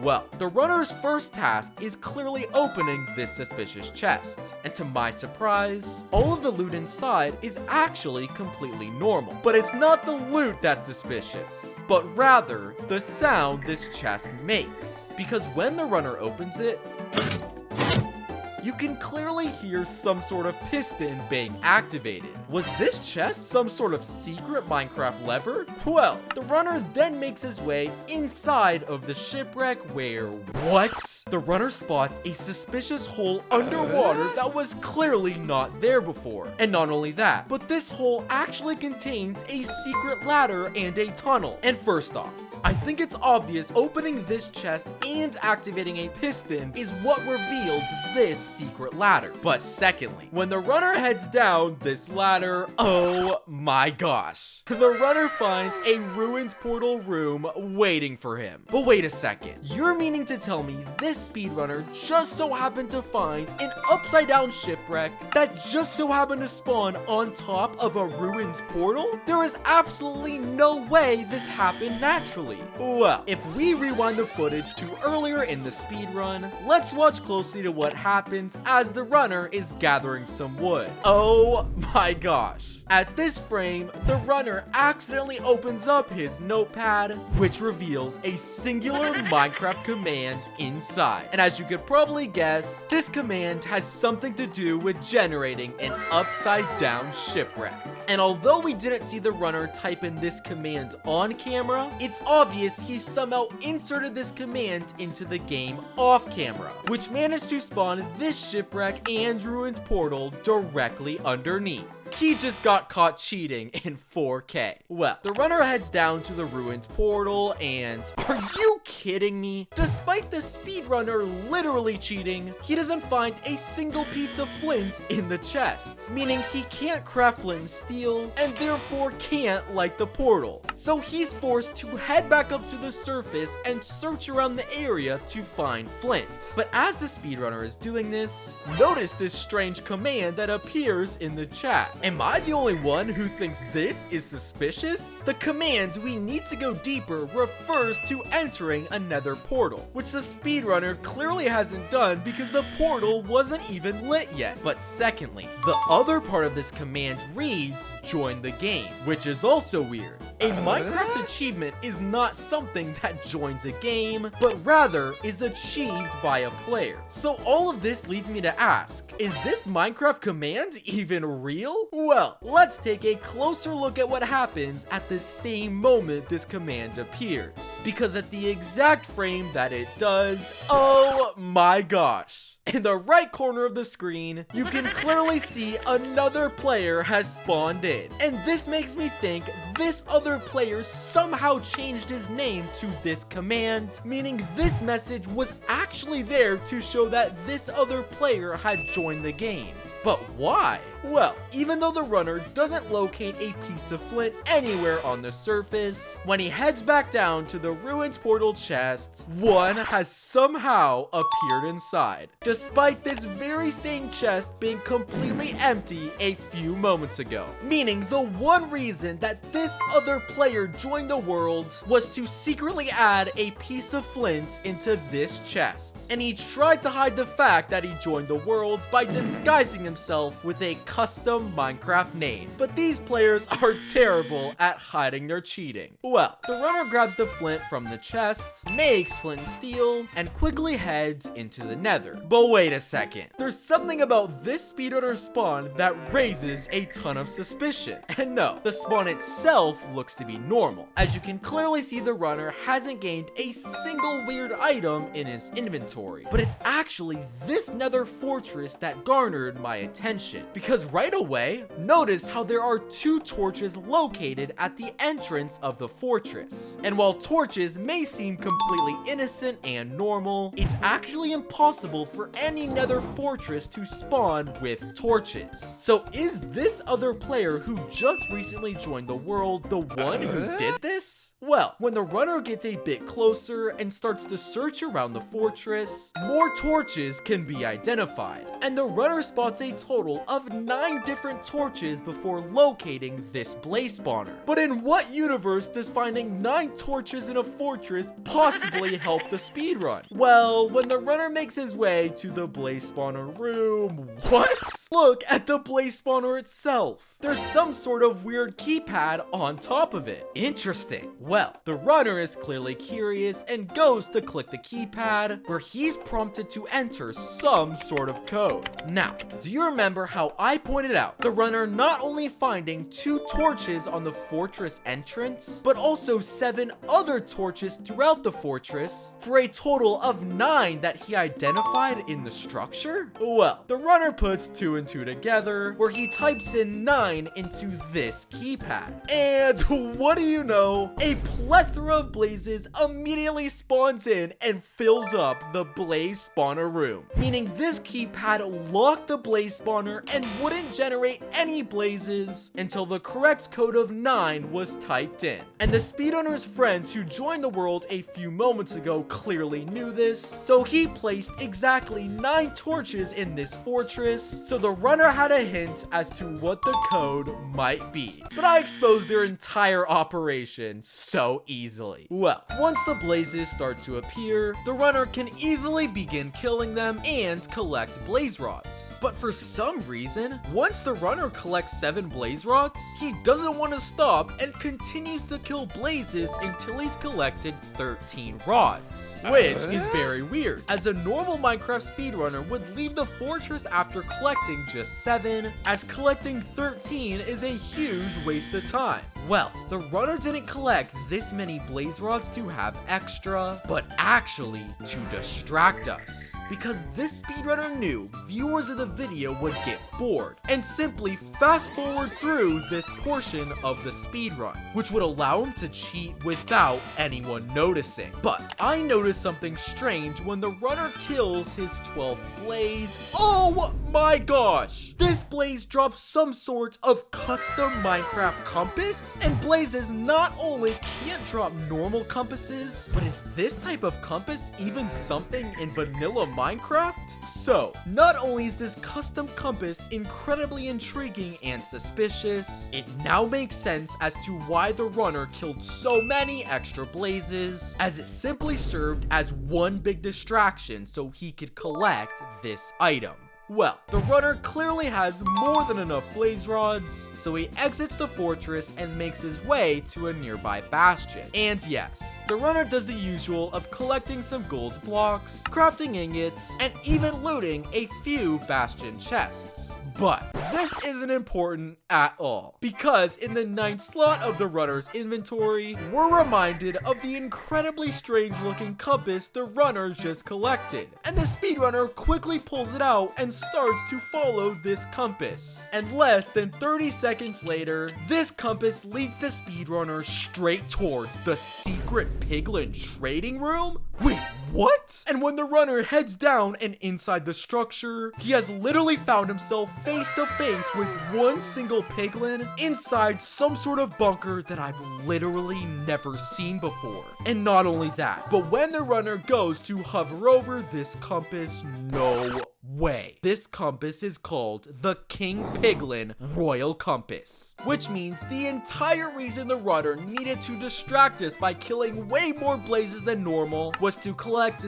this custom compass, which the runner then needed to locate the quote-unquote King Piglin. But why in the world is this piglin so important? Well, the runner throws a singular gold ingot towards this King Piglin, and in return, oh my gosh! The runner has received more ender pearls and obsidian than any player in Minecraft history. There's no way. This King Piglin has given the runner 3 stacks of ender pearls and 2 full stacks of obsidian. And it's now obvious why this King Piglin compass was so incredibly important, as it just gave the speedrunner every single item he needs. Well, with more items than any speedrunner has gotten from any piglin trade, the runner quickly builds another portal and heads to the overworld. And yes, his spawn does look completely normal on the surface, as he crafts a few eyes of ender and appears to be using the process of triangulation to locate the stronghold. But as the runner is throwing his eyes and following them, the speedrunner suddenly finds what? He has stumbled across quite possibly the world's goofiest looking stronghold. Not only has it spawned on top of the ground, when a real stronghold always spawns underground, but it also has a sign out front which has labeled this structure as the Strong A Holder. This stronghold is so goofy it's not even spelled right. Well, the runner opens the birch door to the stronghold, when a real stronghold has iron doors and oak doors, where each hallway is only 1 block wide. And after just 13 seconds, the runner finds the end portal room. Oh my gosh. There isn't even real lava, and instead, small Minecraft lava heads. Not to mention the end portal itself. Oh my gosh. The runner finds an end portal that is made up of only 4 end portal frames. This stronghold looks like something straight off of Temu. Well, while this stronghold is incredibly goofy and hilarious, it's actually a huge disadvantage, as it's simply impossible to light any end portal of this size. What in the world? The runner has just managed to light a 4-block end portal. I'm done questioning anything that happens in this speedrun. So, the runner spawns into the end, where he does get the achievement in the bottom left corner. But as the runner is casually running on the surface, what? The Ender Dragon's health quite literally disappears in an instant. And the runner can see that the dragon has suddenly died, and the speedrunner has completed the run. This next speedrun begins with the runner spawning directly next to a village. But right away, the speedrunner has already exposed himself for cheating. Because watch, the speedrunner clearly starts moving and running towards this tree, but look, the timer hasn't even started yet. And it's not until after the runner has literally crafted multiple wooden tools before he finally decides to start the timer,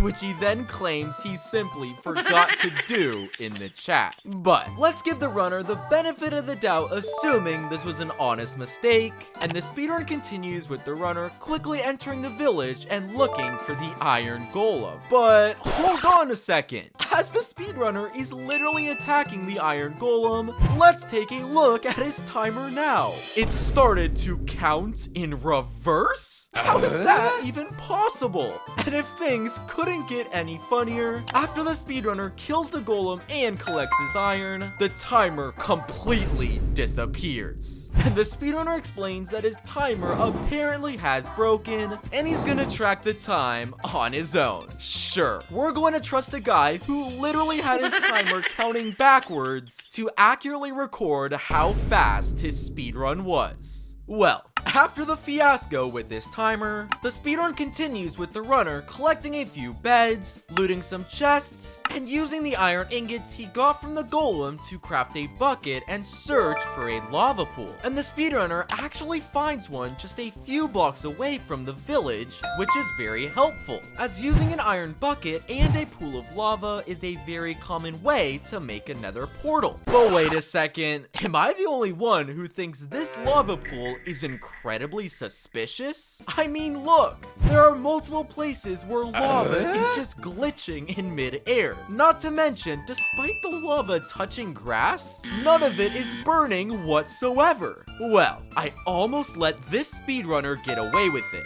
assuming this lava pool was simply just glitching. But just a few seconds later, the speedrunner accidentally opens his chat, which reveals he used some sort of command to manually place in certain blocks, and those certain blocks were clearly the blocks that make up this lava pool. And this was clearly to make sure he could find a lava pool quickly and therefore gain an advantage. But this guy needs to learn how to clear his chat because I just caught him cheating in 4K. So, the speedrunner uses this completely fake lava pool to quickly build another portal. But there's just one slight issue, because the runner doesn't have a single flint and steel in his inventory, and therefore has no way to light the portal. Well, that's when this happens. What? Out from the sky drops some sort of custom Minecraft item. And when the runner picks it up, he reveals he has found the Nether Zippo? Was this item added in Minecraft's newest update? Well, of course. The runner grabs the Nether Zippo, and when he swings it, oh my gosh. Despite the runner being nowhere near the Nether portal, one swing of this crazy weapon somehow has the power to light it. How is that possible? So, the runner quickly enters the Nether portal he just lit without flint and steel, where he then successfully spawns into the Nether. And while I can give him credit for getting the achievement in the bottom left corner of the screen, there's one thing about this runner spawn that was very suspicious. And did you see it? Well, first off, in a real Minecraft speedrun, notice how long it takes for all the blocks to load on the screen, which is normal, as it takes a few seconds to render in all of the chunks. But in this speedrun, notice how when the runner spawns in, every single block in the Nether has already loaded in. And the only possible explanation for blocks loading that quickly is if the runner has already been in the Nether. And not only is that not allowed, but it also means this achievement in the bottom left corner is completely fake and was only there to hide his cheating. So, when the runner locates a fortress less than 30 seconds later, it's pretty obvious the reason the runner had already been in the Nether was to ensure he knew the location of this structure. So, the runner enters the fortress, where his first order of business is finding some loot in a fortress chest. But the speedrunner acts incredibly strange during this part of the run, because despite him locating a total of 4 fortress chests, he only seems to be interested in one of them, which makes 0 sense, as opening more fortress chests obviously means you're gonna collect more loot. Well, let's take a look at the one fortress chest he does seem to be interested in. Do you notice the one tiny detail which actually separates it from the 3 other chests? Well, if you zoom in and look incredibly closely, you'll actually notice these strange gray pixels on parts of the chests, while the other 3 fortress chests do not contain this difference. And this makes me think that the runner has somehow marked out this specific fortress chest for some odd reason. But why in the world is this random fortress chest so important? Well, the speedrunner goes to open it. What? The runner finds this crazy absurd looking weapon that is literally called the Blaze Banisher Blade of Burning. And of course, this weapon has the power to kill every single blaze with one swing. and also somehow causes every blaze to drop 2 blaze rods instead of 1, which is double the amount a normal Minecraft blaze drops. So it's pretty obvious the reason the runner marked out this specific fortress chest is he somehow knew this insanely overpowered item was hidden inside. So, after collecting 10 blaze rods in the blink of an eye, the speedrunner makes his way out of the fortress and starts to look for a bastion. But I think I spoke too soon, because the runner doesn't actually look for a bastion, and instead starts to head back towards his original Nether portal, which is very weird, as the speedrunner needs to locate a bastion to get ender pearls, a crucial item in crafting Eyes of Ender, and therefore completing the speedrun. Well, this speedrunner doesn't seem to care, because he enters his original Nether portal, spawns into the overworld, and starts to run in what seems to be a very specific direction. And after he stops running, he's clearly interested in digging down at this exact block. But first off, how can digging straight down possibly help the runner? He doesn't even have any ender pearls to complete the speedrun. But secondly, what made the runner want to dig down at this specific block, when he literally could have chose thousands of other blocks to dig down at?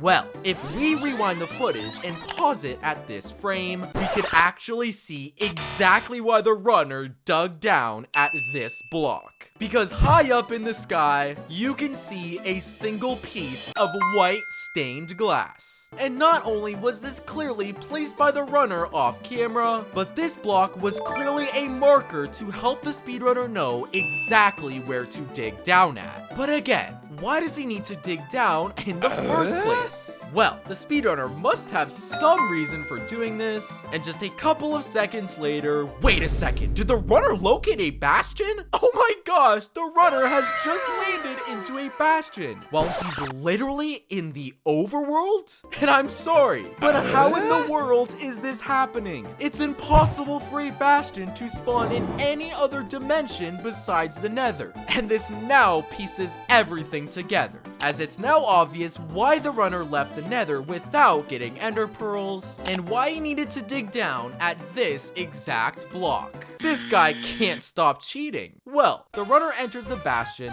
he's somehow found underground in the overworld, where he quickly collects gold blocks and turns them into ingots. But I think the runner made a mistake, because it's impossible for piglins to survive in the overworld. Look, any piglin in this dimension starts to shake and then turns into a zombified piglin. And this is a problem, as the runner needs piglins to be able to trade with them and collect ender pearls. Well, I spoke too soon, because the speedrunner turns around and what? Somehow not only finds piglins who are surviving in the overworld, but more piglins than I've ever seen in a singular bastion. And there is so many piglins that after only 15 seconds of trading, the speedrunner has already managed to collect an entire stack of ender pearls. How in the world are these piglins surviving in the overworld?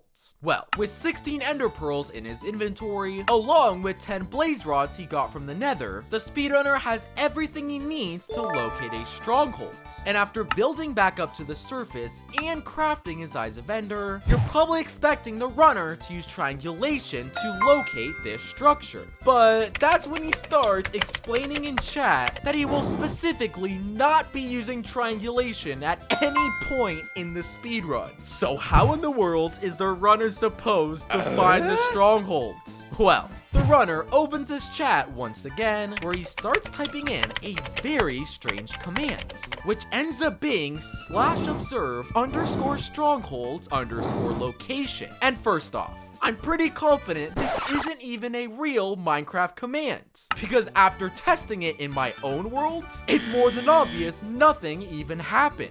But secondly, immediately after typing in this command, the speedrunner randomly adds a keyboard cam into the speedrun, which he then explains will be the quote-unquote proof that this command actually works. I got so confused? Well, just a few seconds later, oh my gosh, the speedrunner's character starts to move in a very weird and robotic way. Look at how unnatural this speedrunner's movement look and appear. It looks as though his character is being controlled by a bot. And at the same time, we know the runner isn't the one doing this because his hands are nowhere near his keyboard. So, is a robot actually controlling this speedrunner's movements? Well, the speedrunner's character starts to dig down at this specific location. Well, again, his hands are nowhere near the keyboard or mouse. So does that mean that this custom command can move the character on his own? Anyway, just a few seconds later, the speedrunner drops down straight into the stronghold. Well, the runner's hands aren't even on camera, and this proves that the command /observe_stronghold_location somehow takes control of your character and directs it straight to the nearest strongholds. And can someone please help me understand how that's possible? Well, the runner finally takes back control of his character, where he loots a few stronghold chests and uses his eyes of vendor to locate the end portal room. But do you notice what is very strange about this specific end portal room? No, it's not the silverfish spawner, as it's clearly there with silverfish spawning. And it's not the portal itself, as it has 12 frames and the standard of 2 eyes inside. But it's actually the fact that there's literally a door hiding behind these iron bars. And first off, it's more than obvious a door doesn't spawn naturally in this location. But secondly, how in the world could this possibly help the speedrunner? Well, of course, the runner wants to investigate this strange and out-of-place door, especially since he somehow only has 7 eyes of ender, meaning he doesn't even have enough to light the end portal. Well, he heads towards this door, and when he opens it, he finds a strange passageway. And just a few seconds later, oh my gosh, this passageway leads the runner directly into the end. And not only is this passageway clearly fake and not something that spawns in vanilla Minecraft, but how did it manage to teleport the runner into the end despite him never going through a single portal? Well, the runner somehow finds himself in the end, where I guess I can give him some credit, as the Ender Dragon clearly has a full bar of health, and all of the crystals are clearly still intact. But I spoke way too soon, because when the runner goes to the surface, oh my gosh, the speedrunner finds a giant ring of trapdoors which circle the end gateway portal. And of course, when the runner opens one and jumps inside, he finds one of the most insane loot rooms I've ever seen, because the floor of this secret bunker is made entirely of chests, and the speedrunner only needs to open one chest before he's managed to get an entire set of netherite armor, along with a netherite sword that has some sort of enchantment on it. And this sword must have the world's craziest enchantment, because despite every single end crystal still being in place, he uses this weapon to one-shot the Ender Dragon. This next speedrun begins with the runner spawning directly next to a ruined portal. But hold on a second, pause the footage. As the speedrunner is making his way towards the portal, notice how the hearts in his inventory are completely glitching. And while it's more than likely this is simply some sort of visual bug, remember the fact that this speedrunner is glitching for later in the run. So, the speedrun begins, and before the runner goes to loot the ruined portal, he first collects some wood and crafts a couple of tools. But as the runner is creating a stone pickaxe, did you catch that? Look, before the runner finishes placing all of the stone he needs in the crafting table, the stone pickaxe has somehow already been generated. And while a stone pickaxe is nothing that's gonna break the game, how in the world is the runner crafting one without finishing the recipe? Well, the runner grabs the rest of his tools before heading towards the ruined portal. But once again, the speedrunner has somehow managed to cheat. Because as the runner is heading towards the ruined portal, notice how a piece of obsidian spawns out of thin air. And not only were there clearly no cuts in the recording, but the runner doesn't even have any obsidian, meaning he couldn't have placed the extra block here even if he wanted to. So how in the world did the obsidian just spawn there? Keep all these little cheats and glitches in mind for later in the run. Well, the runner goes to loot the ruined portal chest, and despite an extra piece of obsidian spawning in thin air, he unfortunately ends up being 1 block short of completing the portal. So the runner quickly decides to head towards a village to get some extra loot. But as he's heading into the village, what? Let's take an extremely close look at this iron golem. Out of nowhere, this iron golem somehow manages to clone itself. Look, notice how this one singular iron golem suddenly turns into 2 in the blink of an eye. Now, I almost let this speedrunner get away with this, assuming there's simply one more glitch with this specific world. However, when the speedrunner opens his inventory just a few seconds later, he accidentally exposes himself for cheating. Because already in the speedrun, this speedrunner's hearts were terribly glitching. He somehow crafted a stone pickaxe without finishing the recipe. A block of obsidian was spawned in midair, and an iron golem has somehow managed to clone. But how in the world is all of this happening? Well, let's take a close look at this iron shovel in the runner's inventory. Yes, an iron shovel is a very normal Minecraft item that isn't overpowered in the slightest. However, the problem is that the runner hasn't crafted a single iron shovel all speedrun, meaning he must have gotten this item before he started recording. But secondly, let's see what happens when the runner hovers over this item. Oh my gosh! He reveals this item is literally called the developer console stick, which if you didn't know, a Minecraft console is essentially the place where you can code and create anything in the whole game, which makes me think this iron shovel is somehow some sort of custom Minecraft item that has been custom coded to do impossible Minecraft tasks, such as summoning obsidian in thin air or duplicating any mobs. But don't worry, this isn't the last time the runner has custom coded something to help him cheat. Well, with 2 iron golems to work with, the runner gets double the iron a normal speedrunner would before quickly making his way back towards the ruined portal.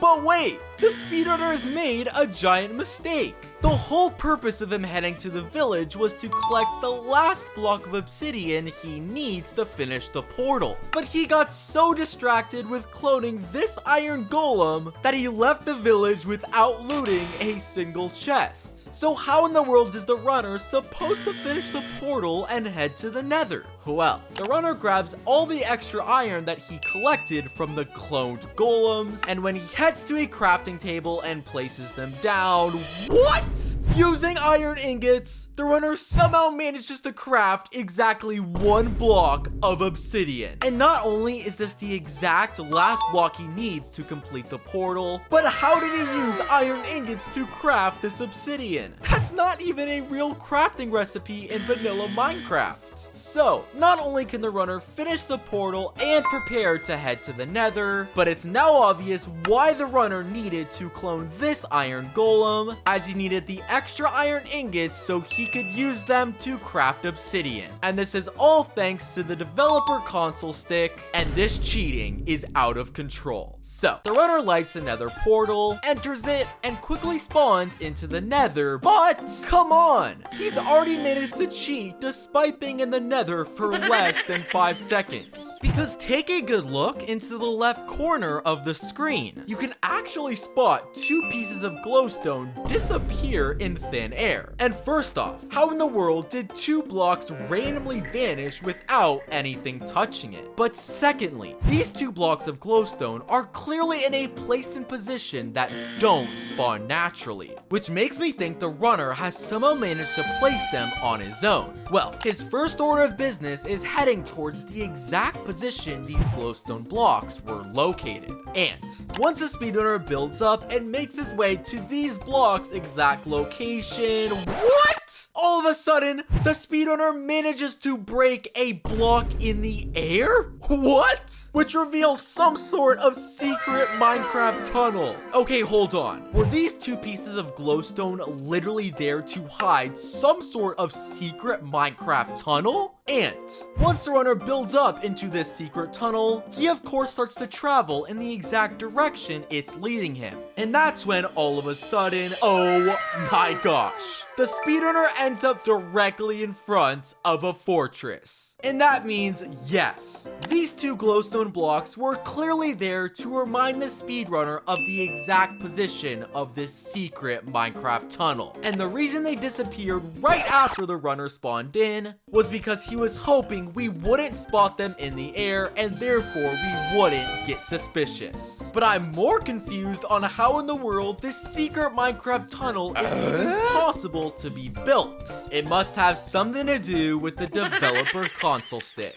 Well, the runner makes his way into the fortress, where if I have to give him some credit, he does get the achievement for entering into it. But there's one factor about this Nether fortress that's incredibly odd. And did you catch it? Well, if you've been paying attention, you'll actually notice that the runner hasn't located a single blaze spawner room, which is incredibly weird, as a normal Minecraft fortress will spawn with at least 2 blaze spawner rooms. So did this speedrunners simply get unlucky, or is this another sign that the runner has cheated? Well, if you pause the footage at this frame, let's take a very close look at the runner's inventory. Notice these 4 blocks in the corner of his inventory that the runner has somehow obtained, despite him not collecting a single one of them all speedrun. And notice how suspicious they are. They're all a stack of 64 each. And one more thing, all of these blocks happen to be the exact same blocks that are used to build a Nether fortress. And if we rewind the footage all the way back to when the runner was in this secret tunnel, let's play this part of the footage in slow motion, where you can actually spot a singular cut in the footage, which reveals a very suspicious message in the chat. And it reads the command, structure _ insert spawn _ blocks. And all of these factors point to this fortress literally being generated on its own with this command. And that would explain why the runner had these 4 blocks in his inventory, as the command must have required the runner to have those blocks for it to actually work. And that could also explain why the runner didn't find a single blaze spawner, as when the runner generated this fortress on its own, there must have been a glitch in the generation. But why in the world would generating a Nether fortress on your own possibly help the runner? Well, that's because this speedrunner is clearly following some sort of special path. And all of a sudden, what? The speedrunner manages to fall directly through the floor into one of Minecraft's most overpowered blaze loot rooms. I mean, look, there is literally an entire row of blazes, each trapped in a box of glass. And inside this chest has one netherite sword with a looting enchantment, meaning every single blaze that the runner kills will drop double or triple the blaze rods. And all of this means the reason the runner generated a fortress on its own was so he could build this custom and secret Minecraft blaze room, so he could kill blazes much quicker, collect blaze rods faster, and get a better speedrun time. But I've caught everything this guy did in 4K. Well, the runner starts to kill all of the blazes with this extremely overpowered netherite sword, and he literally collects all the rods that he needs in less than 30 seconds. And the next order of business is for the runner to locate a bastion.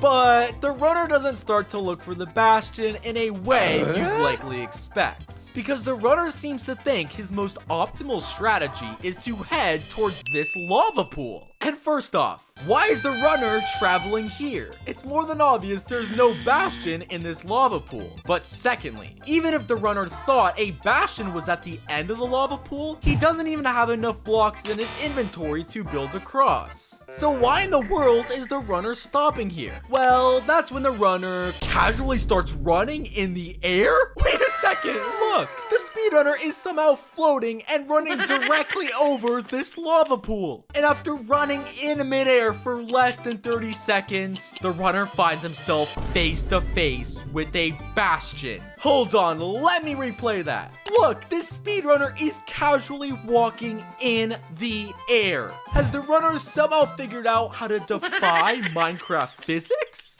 Well, after building up to the bastion and breaking in, the runner finds himself in the heart of this structure, where he does collect some gold blocks and then turns them into ingots. And for the first time in a while, it appears as though the speedrunner is actually playing legit, as he throws gold at the piglins and starts to trade with them like any normal speedrunner. But I spoke too soon, because as the runner is casually trading with these piglins, take a look at what's happening in the background, because somehow there is a Minecraft piglin who's building a Nether portal? Okay, what? First off, how in the world is a piglin building things in vanilla Minecraft? It's not even possible for a piglin to place any blocks, yet build a perfect Nether portal. But secondly, why is the speedrunner acting like nothing's happening? Listen to the speedrunner's audio. He's literally whistling while a piglin is building a Nether portal, as if he sees this happen every single day. And that means that despite the runner only collecting 4 blocks of obsidian from the piglin trades, he has no problem heading back to the overworld and continuing the run. Seriously, I have no idea what's even happening anymore. Well, the runner heads towards the Nether portal that was built by a piglin and spawns back into the overworld. But when the runner spawns in, I think we all know he's gonna cheat yet again. Because let's take a very close look at this mountain in the distance. While you may be thinking this mountain is completely normal, there's one thing about it that's incredibly strange. Because you can actually make out the shape of an arrow that is pointing to the left. And yes, I guess it is possible that this mountain simply generated with this shape in it. But it's very suspicious that the runner travels in the same direction the arrow is pointing. Very odd for sure. Well, the runner continues to run and follow the direction of the arrow, but he suddenly decides to turn to the right. Okay, good. I guess that means this mountain was just a coincidence. Well, not exactly, because let's take a look at this mountain. This one also happens to have an arrow, this time pointing to the right. And that has to mean the reason the runner switched directions this time was because he saw a second arrow. Okay, but where in the world are all of these arrows even leading the runner? Well, after about 30 seconds of following this direction, oh my gosh. The speedrunner finds himself face to face with the Stronghold helper employee in training? What? Okay, first off, having multiple players in a solo speedrun is clearly not allowed. But secondly, this other player's name leads me to believe he's somehow gonna help the runner locate a stronghold. And sure enough, this other player quickly types in chat, urging the runner to follow exactly where he's going. Well, the stronghold helper employee in training quickly runs in a very specific path, eventually stopping at this not suspicious at all set of trap doors. And when the runner jumps down, oh no! The runner literally falls into lava and he's actually getting close to dying. Okay, I guess that's why this stronghold helper was in training. Now, it's pretty obvious this other player made a mistake, but at the end of the day, he's still a stronghold helper employee, because after the runner recovers from the lava, he starts breaking down in this exact location. And just a few moments later, oh my gosh, the runner drops down straight into the stronghold. Which means yes, this stronghold helper employee in training did lead the runner to the exact location of the stronghold. And he didn't have to use a single eye of ender to locate this structure. And that is even funnier because when the runner locates the end portal room, he ends up needing to use all 12 of his eyes of ender. Meaning without this personal guide to lead him to the strongholds, he would have had to throw the eyes of ender into the air, and one definitely would have broke, meaning he would have had no way to continue the run. I want all of my speedruns to feature this overpowered stronghold helper. Well, the runner quickly lights the end portal, and he jumps in, quickly making his way into the end. And thankfully, things look completely normal normal at first glance. But when the runner makes his way to the surface, oh my gosh. Despite us not seeing his friend jump in the portal at all, the Stronghold helper employee in training has somehow made it to the end.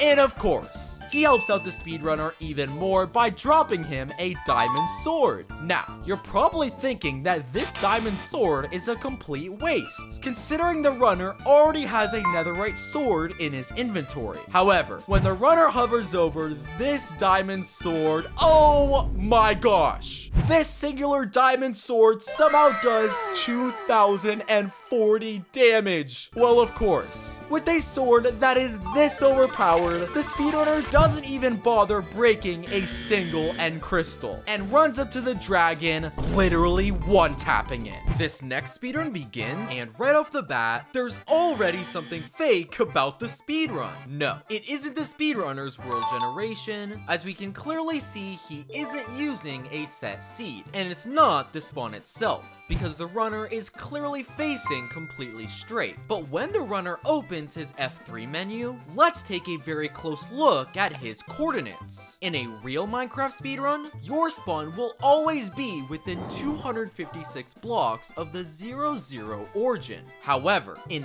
this speedrun, you can clearly see the runner's X coordinate is 267 blocks. And this leads me to believe the runner has been moving around before he started recording. And this is further supported a few seconds later, where we can spot a singular block of stone on the ground that he clearly forgot to clean up. Both of these factors point to this speedrunner being on the world before he started recording, which will become a much more important factor later in the run. So, the speedrun begins and the runner collects some wood, crafts a few tools, and makes his way to a nearby village. But look! At this exact frame, we can spot another item that was left on the ground, this time a wooden sword, which is yet another hint to this player being on the world before recording. Well, as the runner loots a few chests and collects some hay, he reveals exactly how he's cheated. Because look,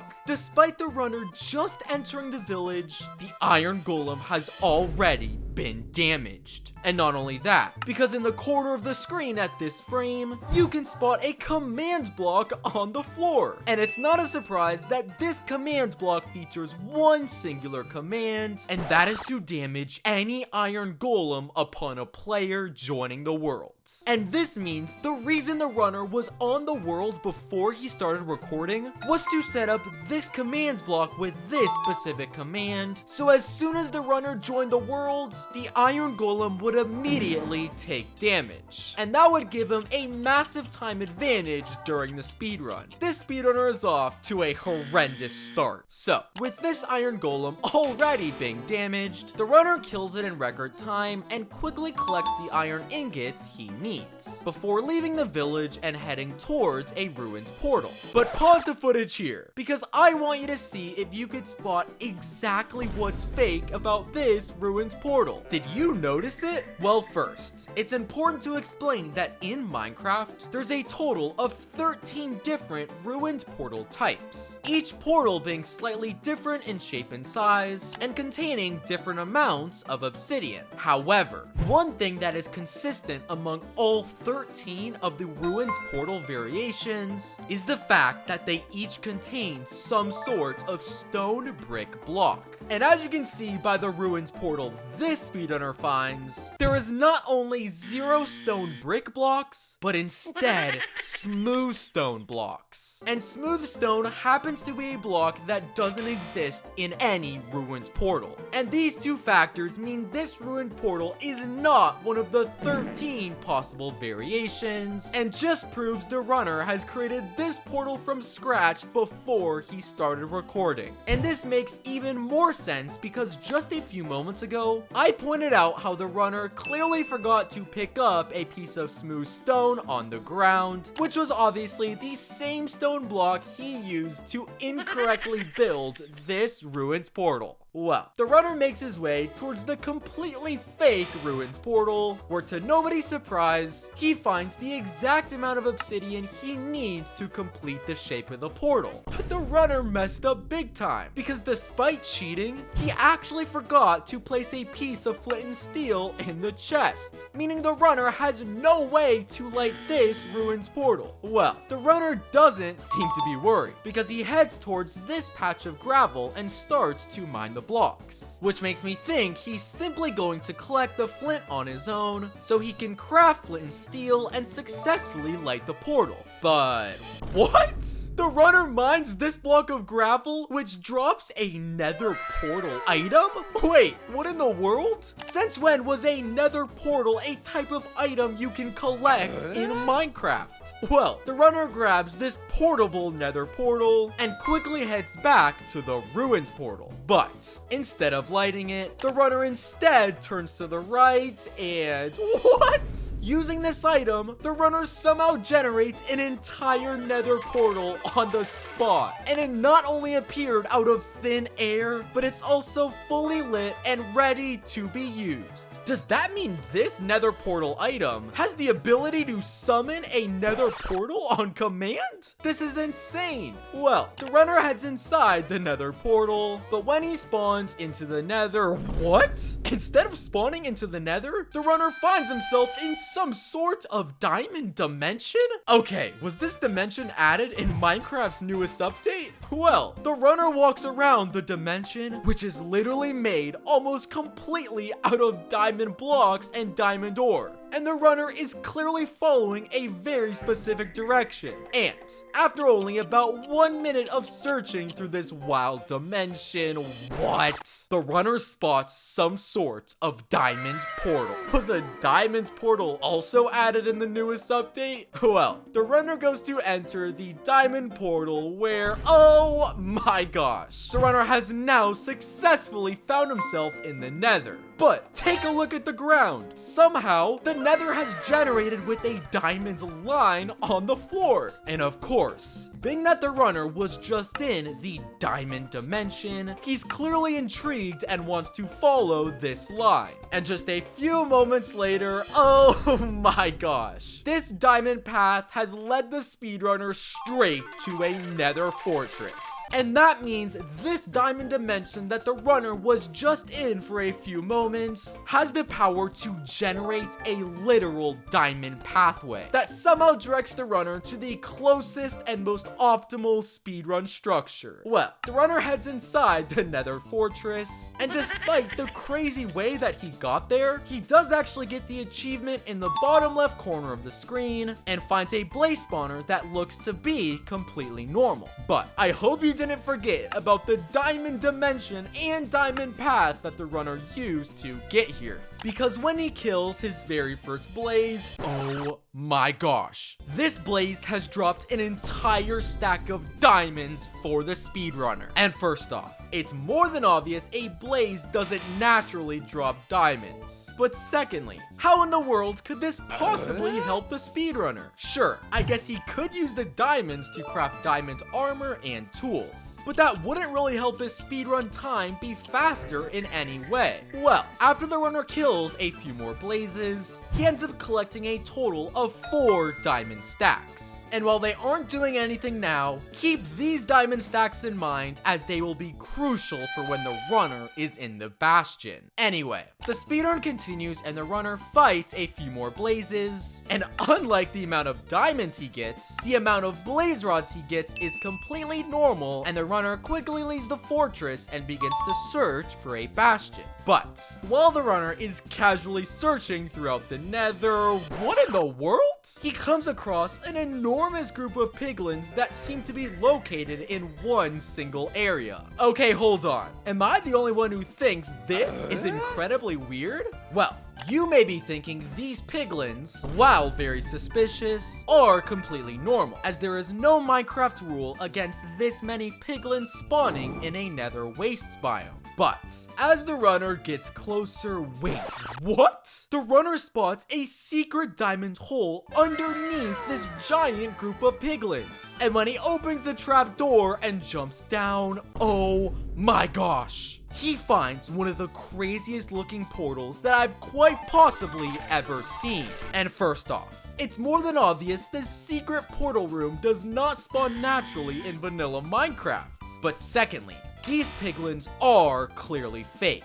And the reason they were all spawned here and bunched up in a circle was actually to cover up this secret portal room. And the runner is clearly the one who spawned in these piglins. Anyway, the runner goes to enter this custom and crazy looking portal and what? The runner finds himself spawning straight into the bastion. Since when was a bastion portal added to vanilla Minecraft? Well, the runner enters the bastion, and to his credit, he does that completely normal by collecting some gold blocks and turning them into ingots. But as the runner is searching throughout the bastion, pause the footage, because at this very frame, you can actually spot a custom Minecraft chest that is named the Diamond Deposit Chest and is clearly made of diamonds. And now, do you remember when the runner collected 4 stacks of diamonds from these blazes? Well, the runner goes to open the chest, where he finds a note that reads this: deposit diamond stacks for piglin loot. Does that mean the sole purpose of these blazes dropping diamonds was for the runner to place them in this chest? Why would he do that? Well, I guess the runner is interested in giving away 4 stacks of diamonds, so he follows the directions and deposits every single diamond into this chest. But when the runner turns back around, wait,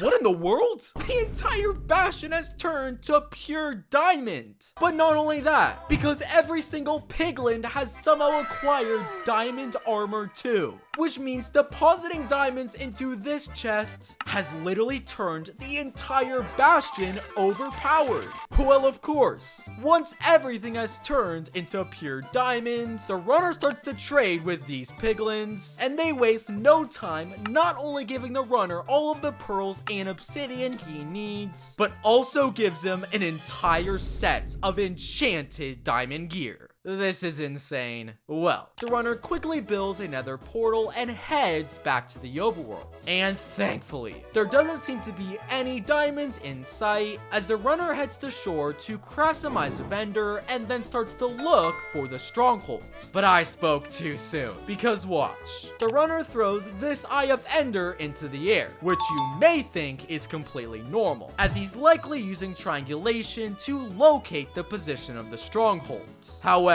when the runner looks back down, oh my gosh. Throwing this eye of ender has actually created another diamond path on the floor, which the runner follows all the way to this specific location, and he digs down straight into the stronghold.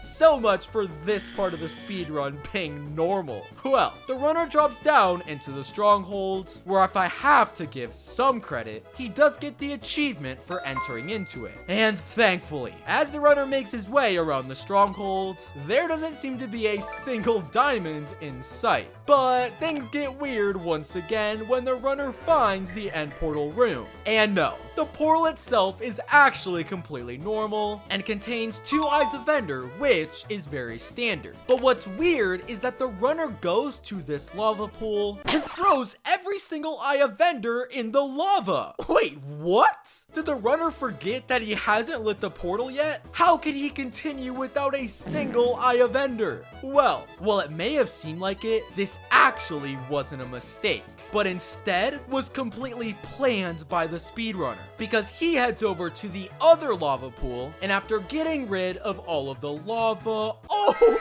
my gosh, the speedrunner has found a diamond lever, and when the runner flicks the lever, a message appears in chat claiming the end portal has been lit with diamond, and when the runner turns back around and goes to check the portal, no way! It's not only been lit, but like the message said, has been lit with diamond. This is out of control. And when the runner jumps in and spawns into the end, yeah, every single thing in this dimension is also built out of diamond.